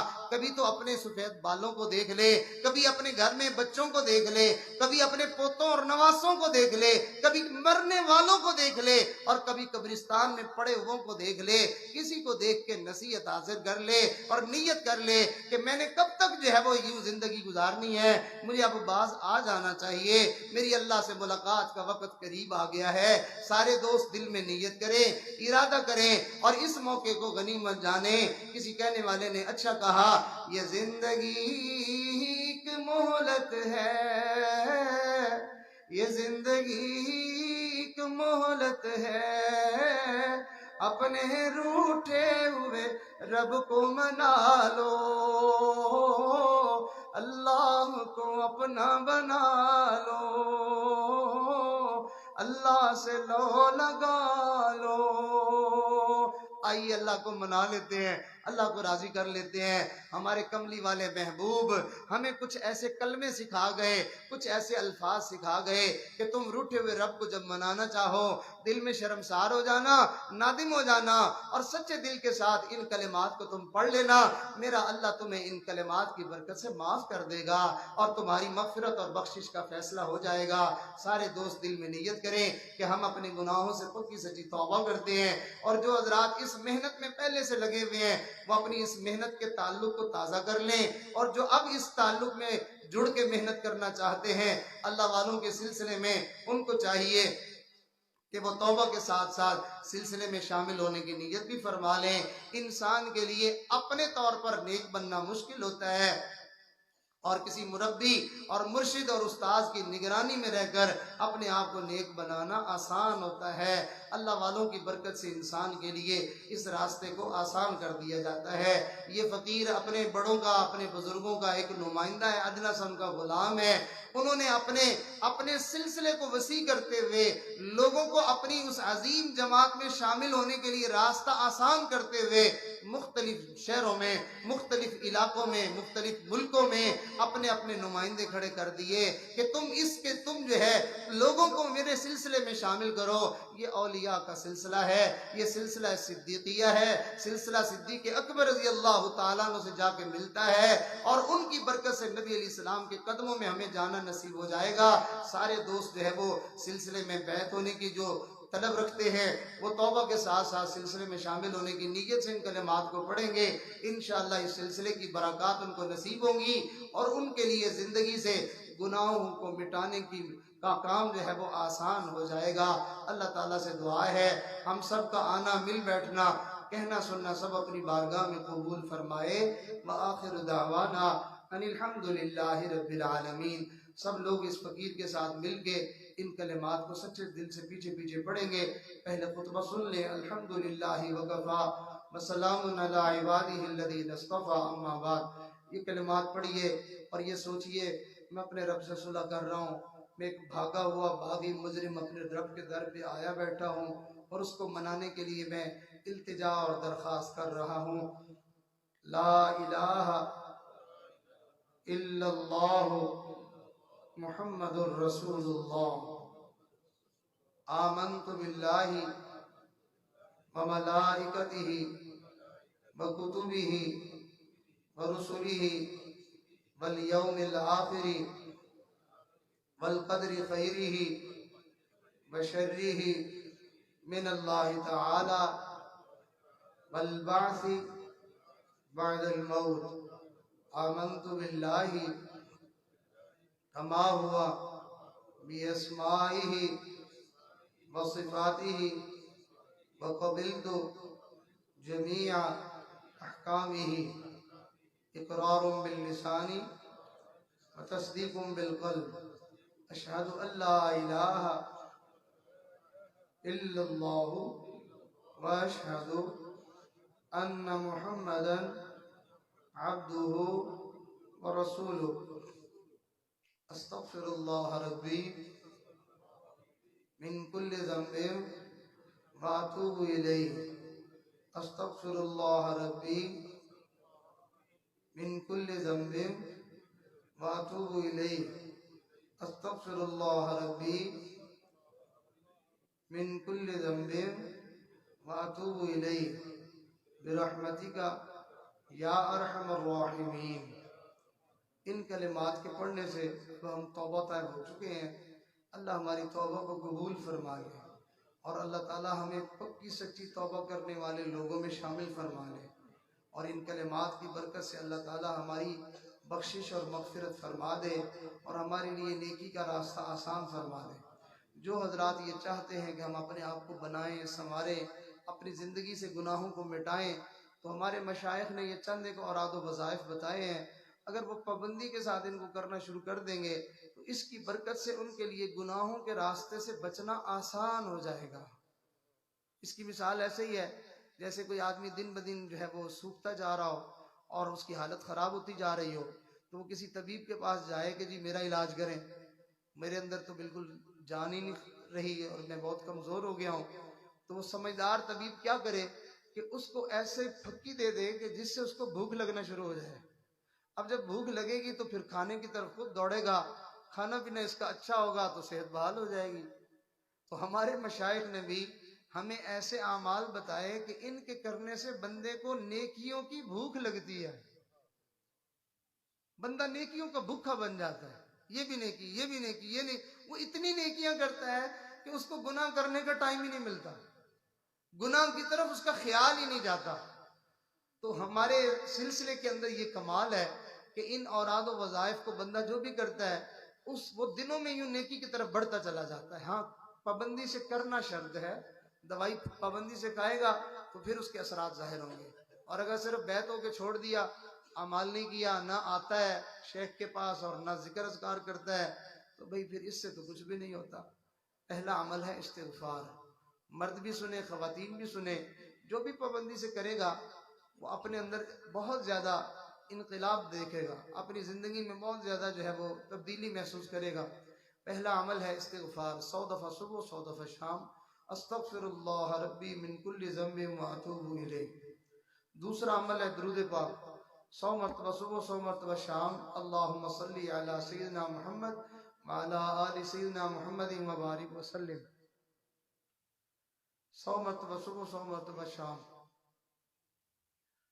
اور تیسرا عمل ہے قرآن پاک کی تلاوت، روزانہ 1 پارہ یا آدھا پارہ، جتنا اپنے مصروفیت کے اعتبار سے جتنا آپ طے کر لیں بس اس کو پھر پابندی سے کرتے رہیں۔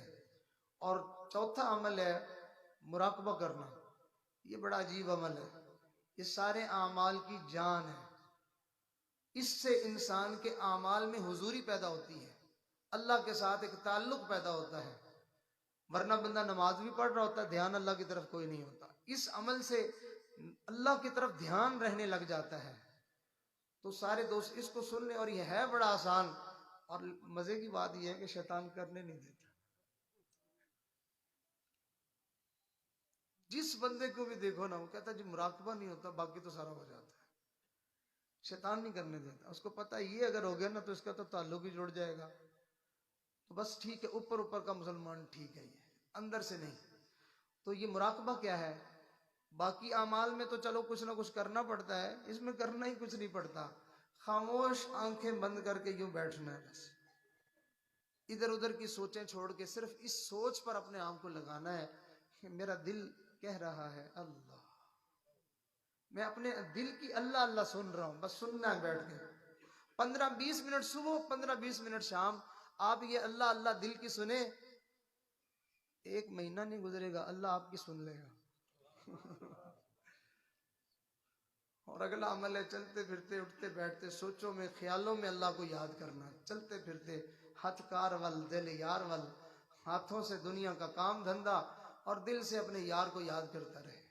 اور اگلا عمل ہے کہ جیسے آپ تشریف لائے ایسے ہی بار بار مجالس میں آنا اور باقاعدہ رابطہ رکھنا اپنا، جیسے معالج کو بندہ اپنا حال حوال بتاتا ہے نا فون کر کے، ڈاکٹر صاحب اب تھوڑی طبیعت بہتر ہے، اب بخار 1 دن چھوڑ کے آتا ہے، تو یوں بندہ فون پہ رابطہ کرتا ہے، ایسے ہی اللہ والوں کو بندہ اپنے اعمال کے بارے میں بتائے، اس بتانے سے تعلق جڑتا ہے، رابطہ پیدا ہوتا ہے۔ اب کیا ہوگا، 2 چیزیں ملیں گی اس کو، ایک تو دعائیں ملیں گی اور ایک اس کو دل کی توجہات یعنی دل کی نورانیت اس کو ملے گی۔ جب کسی بندے کو یہ 2 چیزیں ملتی ہیں تو اس کے لیے پھر نیکیوں پر کھڑا ہونا آسان ہو جاتا ہے۔ اللہ تعالی ہمارے لیے اس راستے کو آسان فرمائے۔ سب حضرات اسی دل والے ذکر کی تھوڑا ہم مشق کر لیں، پھر دعا ہوتی ہے۔ تمام مرد خواتین تھوڑی دیر کے لیے سب کچھ اپنے دل دماغ سے بھلا دیں، ایک اللہ کی یاد سے اپنے آپ کو جو ہے وہ بسا لیں، اپنے دل کو آباد کر لیں۔ یہ اللہ کی یاد میں گزرا ہوا لمحہ یہ جنت کے لیے، جنت کی میں جانے کا سبب بنے گا، جنت کی بہاروں کا سبب بنے گا، یہ جنت کے اندر اللہ کے دیدار کا سبب بنے گا۔ یہ اللہ کی یاد میں جو لمحات گزرتے ہیں یہ زندگی کے تمام لمحات کے گویا کے سردار ہوتے ہیں، سب سے زیادہ قیمتی لمحے یہی ہوتے ہیں۔ تو تمام دوست کوشش کریں، بس اس میں صرف اتنی مشقت ہوتی ہے کہ بندے نے اپنے خیالات کو قابو کرنا ہوتا ہے، ادھر ادھر کی سوچوں میں اس نے مبتلا نہیں ہونا ہوتا، دھیان ہٹ جائے پھر اس طرف لے آئیں، دھیان ہٹ جائے پھر اس طرف لے آئیں کہ میرے دل سے آواز آ رہی ہے اللہ اللہ اللہ اللہ اللہ اللہ اللہ اللہ اللہ۔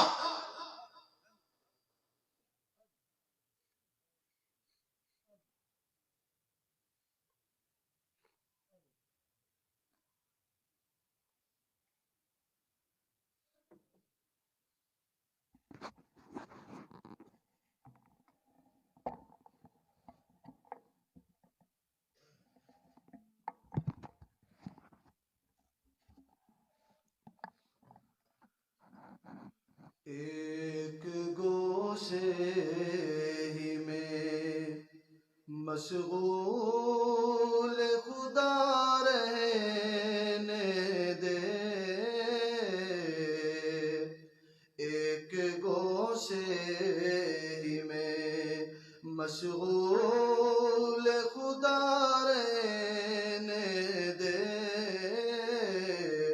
اب تصور میں میرے غار حرا رہنے دے، اب تصور میں میرے غار حرا رہنے دے، تیری رحمت کی طرف چل پڑا بندہ تیرا، تیری رحمت کی طرف چل پڑا بندہ تیرا، باب رحمت خدا ہم پہ کھلا رہنے دے، نفس و شیطان کے اغوا سے بچا لے ہم کو، نفس و شیطان کے اغوا سے بچا لے ہم کو، اپنی زنجیر غلامی میں بندھا رہنے دے، میری ادنا سی بھی نیکی کی طرف دیکھ خدا، میں مسلمان ہوں اے میرے خدا رہنے دے، میری ادنا سی بھی نیکی کی طرف دیکھ خدا، جو بھی سرزد ہوئی ہے مجھ سے خطا رہنے دے،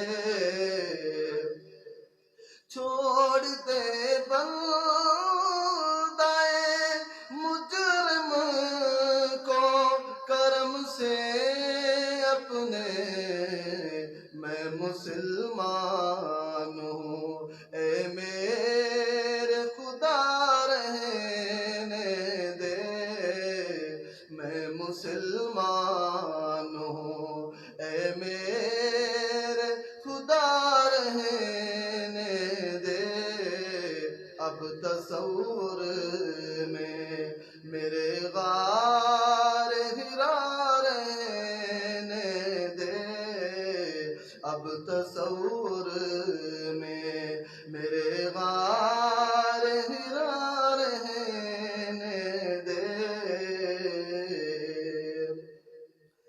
گناہوں پہ میں نے جو دن تھے گزارے، پشیماں میں ان پہ جو لمحے تھے سارے، گناہوں پہ میں نے جو دن تھے گزارے، پشیماں میں ان پہ جو لمحے تھے سارے، وہ شہرت وہ طاقت وہ دنیا کی دولت وہ چھٹتے گئے مجھ سے سارے سارے، میری میں نے مجھ کو مسلسل گرایا، سمجھنے نہ پایا وہ تیرے اشارے، پھنسا ہوں گناہوں کی دلدل میں ایسے، گناہ مجھ سے چھٹتے نہیں ہیں یہ سارے، پھنسا ہوں گناہوں کی دلدل میں ایسے، گناہ مجھ سے چھٹتے نہیں ہیں یہ سارے، میں ظلمت میں ڈوبا رہا ہوں مسلسل، خدایا بچا لے لگا لے کنارے، میں ظلمت میں ڈوبا رہا ہوں مسلسل، خدایا بچا لے لگا لے کنارے، میرا نفس میرا ہے دشمن الہی، گناہوں پہ مجھ کو یہ پل پل ابھارے، میرا نفس میرا ہے دشمن الہی، گناہوں پہ مجھ کو یہ پل پل ابھارے، میرا زور شیطان پہ چلتا کہاں ہے، مسلسل خدایا یہ بندہ ہی ہارے، میرا زور شیطان پہ چلتا کہاں ہے، مسلسل خدایا یہ بندہ ہی ہارے، گناہوں پہ میں نے جو دن تھے گزارے، پشیماں میں ان پہ جو لمحے تھے سارے، میرا دل بدل دے میرا دل بدل دے، ہوا و حرص والا دل بدل دے، میرا غفلت میں ڈوبا دل بدل دے، بدل دے دل کی دنیا، دل بدل دے خدایا فضل فرما، دل بدل دے رہوں بیٹھا میں اپنا سر جھکا کر، سرور ایسا عطا کر، دل بدل دے گناہ گاری میں کب تک عمر کاٹوں، گناہ گاری میں کب تک عمر کاٹوں، بدل دے میرا رستہ، دل بدل دے میرا غفلت میں ڈوبا، دل بدل دے سنو میں نام تیرا دھڑکنوں میں، سنو میں نام تیرا دھڑکنوں میں، مزہ آ جائے مولا، دل بدل دے مزہ آ جائے مولا، دل بدل دے سہل فرما مسلسل یاد اپنی، خدایا رحم فرما، دل بدل دے یہ کیسا دل ہے سینے میں الہی، یہ کیسا دل ہے سینے میں الہی، جو زندہ بھی ہے مردہ، دل بدل دے تیرے ہو جائے اتنی آرزو ہے، بس اتنی ہے تمنا، دل بدل دے کروں قربان اپنی ساری خوشیاں، تو اپنا غم عطا کر، دل بدل دے ہٹا لوں آنکھ اپنی ماں سوا سے، جیوں میں تیری خاطر، دل بدل دے میری فریاد سن لے میرے مولا، میری فریاد سن لے میرے مولا، بنا لے اپنا بندہ، دل بدل دے ہوا و حرص والا، دل بدل دے میرا غفلت میں ڈوبا، دل بدل دے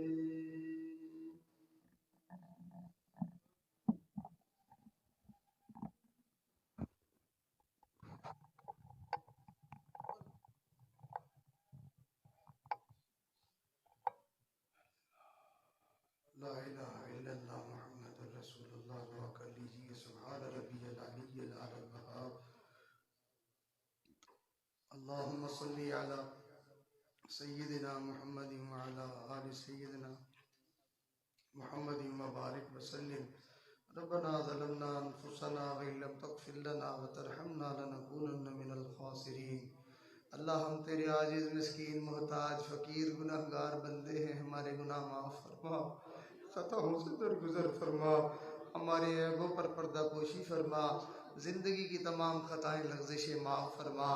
اے اللہ ہماری مثال اس نادان بچے جیسی ہے جو ماں سے بچھڑ گیا اور بہت گندا ہو گیا، کپڑے گندے ہو گئے، اس کے چہرہ آلودہ ہو گیا اور بال جو ہے وہ بکھرے ہوئے، سر پہ مٹی پڑی ہوئی، شکل بھی پہچانی نہیں جا رہی۔ اللہ اس گندگی کی حالت کو دیکھ کر ماں دھکے نہیں دیتی، نفرت نہیں کرتی، پہلے سے زیادہ مہربان ہو جاتی ہے۔ میرا بچہ کہاں کھو گیا تھا کہ اس کی یہ حالت ہو گئی ہے؟ اللہ وہ اس کو پکڑ کے جلدی سے نہلا دھلا کے بہترین پوشاک پہنا کے خوشبو لگا کے چھوڑ دیتی ہے۔ میرے اللہ ہم بھی گناہوں کی گندگیوں میں لچڑے پچڑے تیرے دربار میں آئے ہیں، اللہ ہماری شکل بھی نہیں پہچانی جا رہی۔ اے میرے مالک آپ ہم پر مہربانی کی نظر فرمائیے، ہم سے نفرت نہ فرمائیے، اللہ ہمیں دیکھ کے اللہ جو ہے وہ اپنے جو ہے وہ رحمت کے در کو بند نہ فرمائیے۔ اے کریم آقا ہم جیسے کیسے ہیں، بندے تو آپ ہی کے ہیں، نفس شیطان نے ہمیں گندا کر دیا ہے۔ اے اللہ جیسے ماں جلدی سے اس کو پکڑ کے نہلا دھلا کے صاف ستھرا کر دیتی ہے، اللہ آج ہم بھی تیرے دربار میں آئے ہیں، تو بھی ہمیں اپنی مغفرت کے دریا میں غوطہ لگوا دے اور ہمیں پاک اور صاف کر دے۔ میرے مالک مہربانی فرما، اے کریم آقا، ہمارے گناہ جتنے بھی ہیں اللہ تیری رحمت کے سامنے تو کچھ بھی نہیں ہے۔ اللہ تیرے حبیب اپنی امت کے گناہوں کی وجہ سے پریشان تھے کہ تیرے محبوب کا غم تجھ سے نہ دیکھا گیا، کہ چڑیا آئی اور اس نے جو ہے وہ ریت سے چونچ بھری اور جا کے سمندر کے اندر ڈال دی۔ ایک دفعہ بھی ایسا ہوا، دوسری دفعہ بھی ہوا، تیسری دفعہ بھی ہوا، جبرائیل آ گئے۔ نبی علیہ السلام نے پوچھا جبرائیل یہ کیا ماجرا ہے؟ جبرائیل علیہ السلام کہنے لگے اللہ کے نبی، آپ اپنی امت کے گناہ گاروں کے گناہوں کی وجہ سے پریشان تھے، اللہ نے آپ کو یہ شکل دکھائی ہے کہ محبوب آپ غم نہ کریں، جیسے یہ چڑیا ریت سے چونچ لے کر سمندر میں ڈالتی ہے، سمندر کو کیا پرواہ ہے اس چونچ سے، تو ایسے ہی آپ کی پوری امت کی گناہ ریت کے ان ذروں کے برابر ہے، اور میری رحمت کی مثال سمندر کی مانند ہے۔ میرے محبوب آپ کی امت کے گناہ گاروں کے گناہ میری رحمت کے سامنے کوئی حیثیت نہیں رکھتے ہیں، میں آپ کی امت کے گناہ گاروں کو معاف کر دوں گا۔ یا اللہ تجھے تیرے حبیب کا واسطہ، تجھے تیرے کملی والے کا واسطہ، ان کی گناہ گار امت کو معاف فرما دیجیے، ہم ان کے امتی ہیں۔ اللہ ہمارے پاس سب سے بڑی نسبت یہی ہے، سب سے بڑی اللہ ہمارے پاس دولت یہی ہے کہ ہم تیرے نبی کو آخری نبی مانتے ہیں، ہم ان کے ختم نبوت کے ماننے والے ہیں۔ اللہ تجھے اپنے حبیب کی ختم نبوت کا واسطہ ہے کہ تو ہمیں معاف کر دے۔ یا اللہ مہربانی فرما دیجئے، اے اللہ اے کریم آقا، یہ آپ کے بندے آج آپ کو منانے آئے ہیں، مان جائیے۔ رحمان یہ منانے آئے ہیں، رحمان مان جائیے۔ مہربان منانے آئے ہیں، مان جائیے۔ رحیم یہ بندے منانے آئے ہیں، مان جائیے۔ کریم کرم کر دیجئے، اے مہربان مہربانی کر دیجئے۔ اے اللہ دنیا کے سخیوں کے دروازے پہ اگر یہ مجمع چلا جاتا اور ایک روٹی کا سوال کر دیتا، دنیا کا سخی کیسے انکار کرتا؟ میرے مولا دنیا کے سخی کے لیے اتنے مجمع کو روٹی دینا پھر مشکل تھا، آپ کے لیے اپنے بندوں کو جنت دے دینا آسان ہے۔ ان سارے آج آنے والے لوگوں کے لیے اللہ جنت کا جو ہے وہ فیصلہ فرما دیجئے، آج سب کے لیے جنت کا فیصلہ فرما دیجئے، آج سب کے لیے جنت کا فیصلہ فرما دیجئے۔ اے اللہ وہ گناہ جنہوں نے ہمیں جنت میں جانے سے روک لیا ہے، آج ان گناہوں کو مٹا دیجئے، آج ہماری مغفرت کر دیجئے۔ اے اللہ وہ گناہ جنہوں نے ہمیں تیرا بننے سے محروم کر دیا ہے، وہ گناہ آج معاف کر دیجئے اور آج ہمیں اپنا بنا لیجئے۔ میرے اللہ مہربانی کر دیجئے، ہمارے بڑے تیرا بننے کے لیے محنتیں کرتے تھے، مجاہدے کرتے تھے، بڑی بڑی مشقتیں اٹھاتے تھے، اللہ ہم تیرے کمزور بندے ہیں، گناہوں کی گندگیوں میں گھرے ہوئے ہیں، معافی مانگتے ہیں، ہاتھ جوڑتے ہیں، منت کرتے ہیں، بغیر کسی محنت کے، بغیر کسی مشقت کے، محض اپنے فضل سے تو ہمارا ہو جا اور ہمیں اپنا بنا لے، تو ہمارا ہو جا ہمیں اپنا بنا لے، تو ہمارا ہو جا ہمیں اپنا بنا لے۔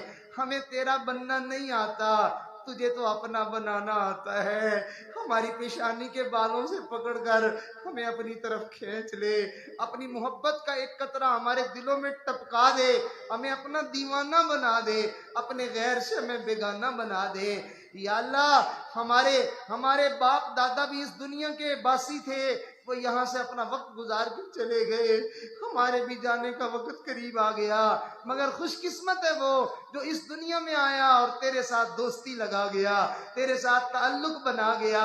یا اللہ آج کی اس محفل کو اللہ ہمیں اپنے ساتھ دوستی نصیب ہونے کا ذریعہ بنا دے، اللہ آج کے اس اجتماع کو اللہ اپنے ساتھ تعلق جڑنے کا ذریعہ بنا دے۔ میرے مالک مہربانی فرما، اے کریم آقا، دور سے آئے قریب سے آئے، جوان آئے بوڑھے آئے، مرد آئے خواتین آئیں، اے اللہ جہاں پہ ایسا مجمع جمع ہو جائے، ہم نے اپنے بڑوں سے سنا ہے دعائیں قبول ہوتی ہیں، میرے اللہ مہربانی کر دیجئے، ہماری ان دعاؤں کو قبول فرما لیجئے۔ اے اللہ ہم دنیا میں تیرے دشمن بن کے نہیں جینا چاہتے، تیرے نبی کے نافرمان بن کر ہم نہیں جینا چاہتے۔ اے اللہ ہم تیرے دوست بننا چاہتے ہیں، تو ہمیں اپنی دوستی کے لیے پسند کر لے، تو ہمیں اپنا دوست بنا لے، تو مہربانی فرما دے۔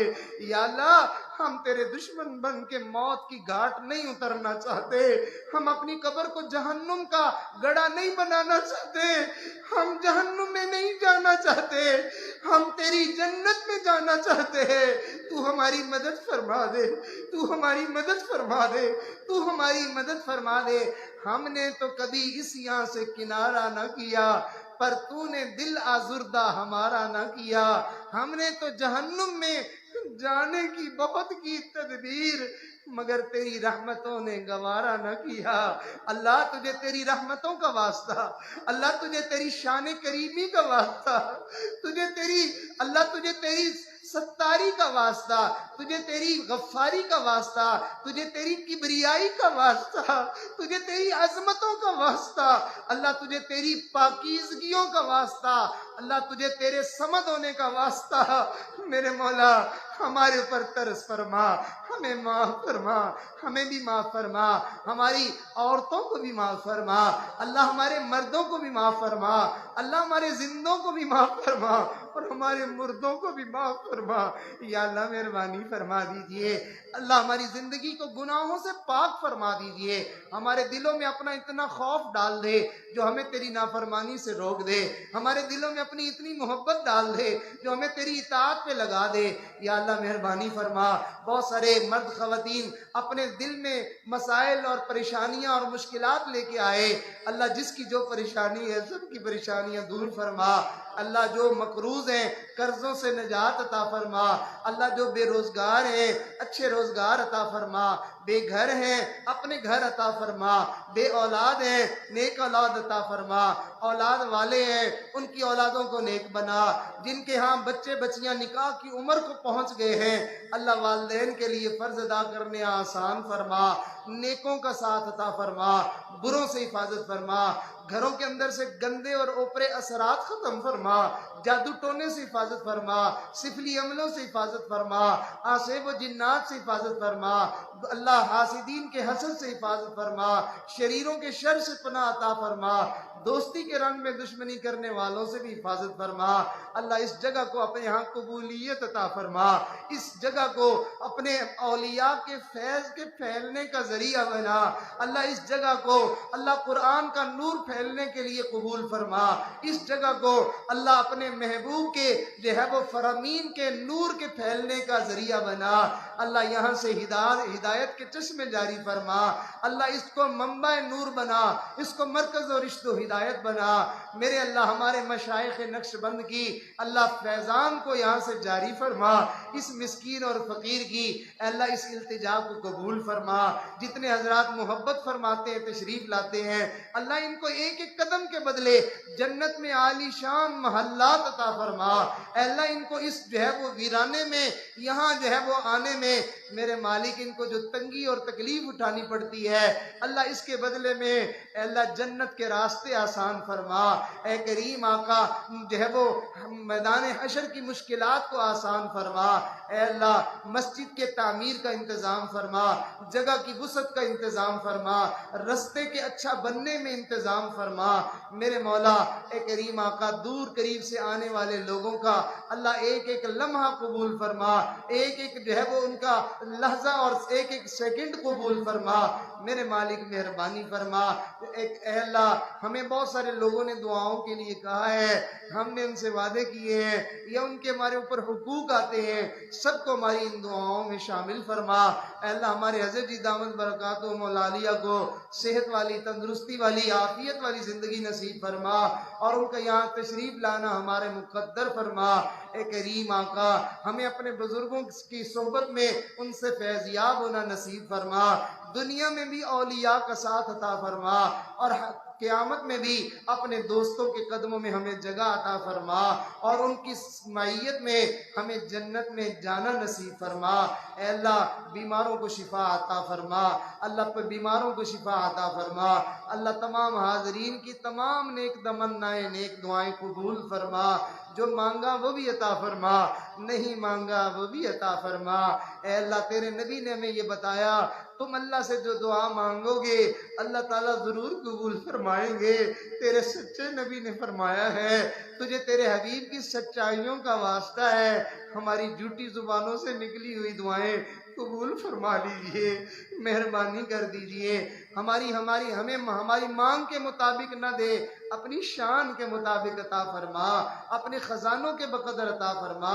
اے اللہ خصوصاً جو علماء اکرام تشریف لائے، اے اللہ ان حضرات نے علماء نے آ کر ہماری سرپرستی فرمائی، اللہ ان علماء کی زندگیوں میں برکتیں عطا فرما، ان کے علم و عمل میں برکتیں عطا فرما۔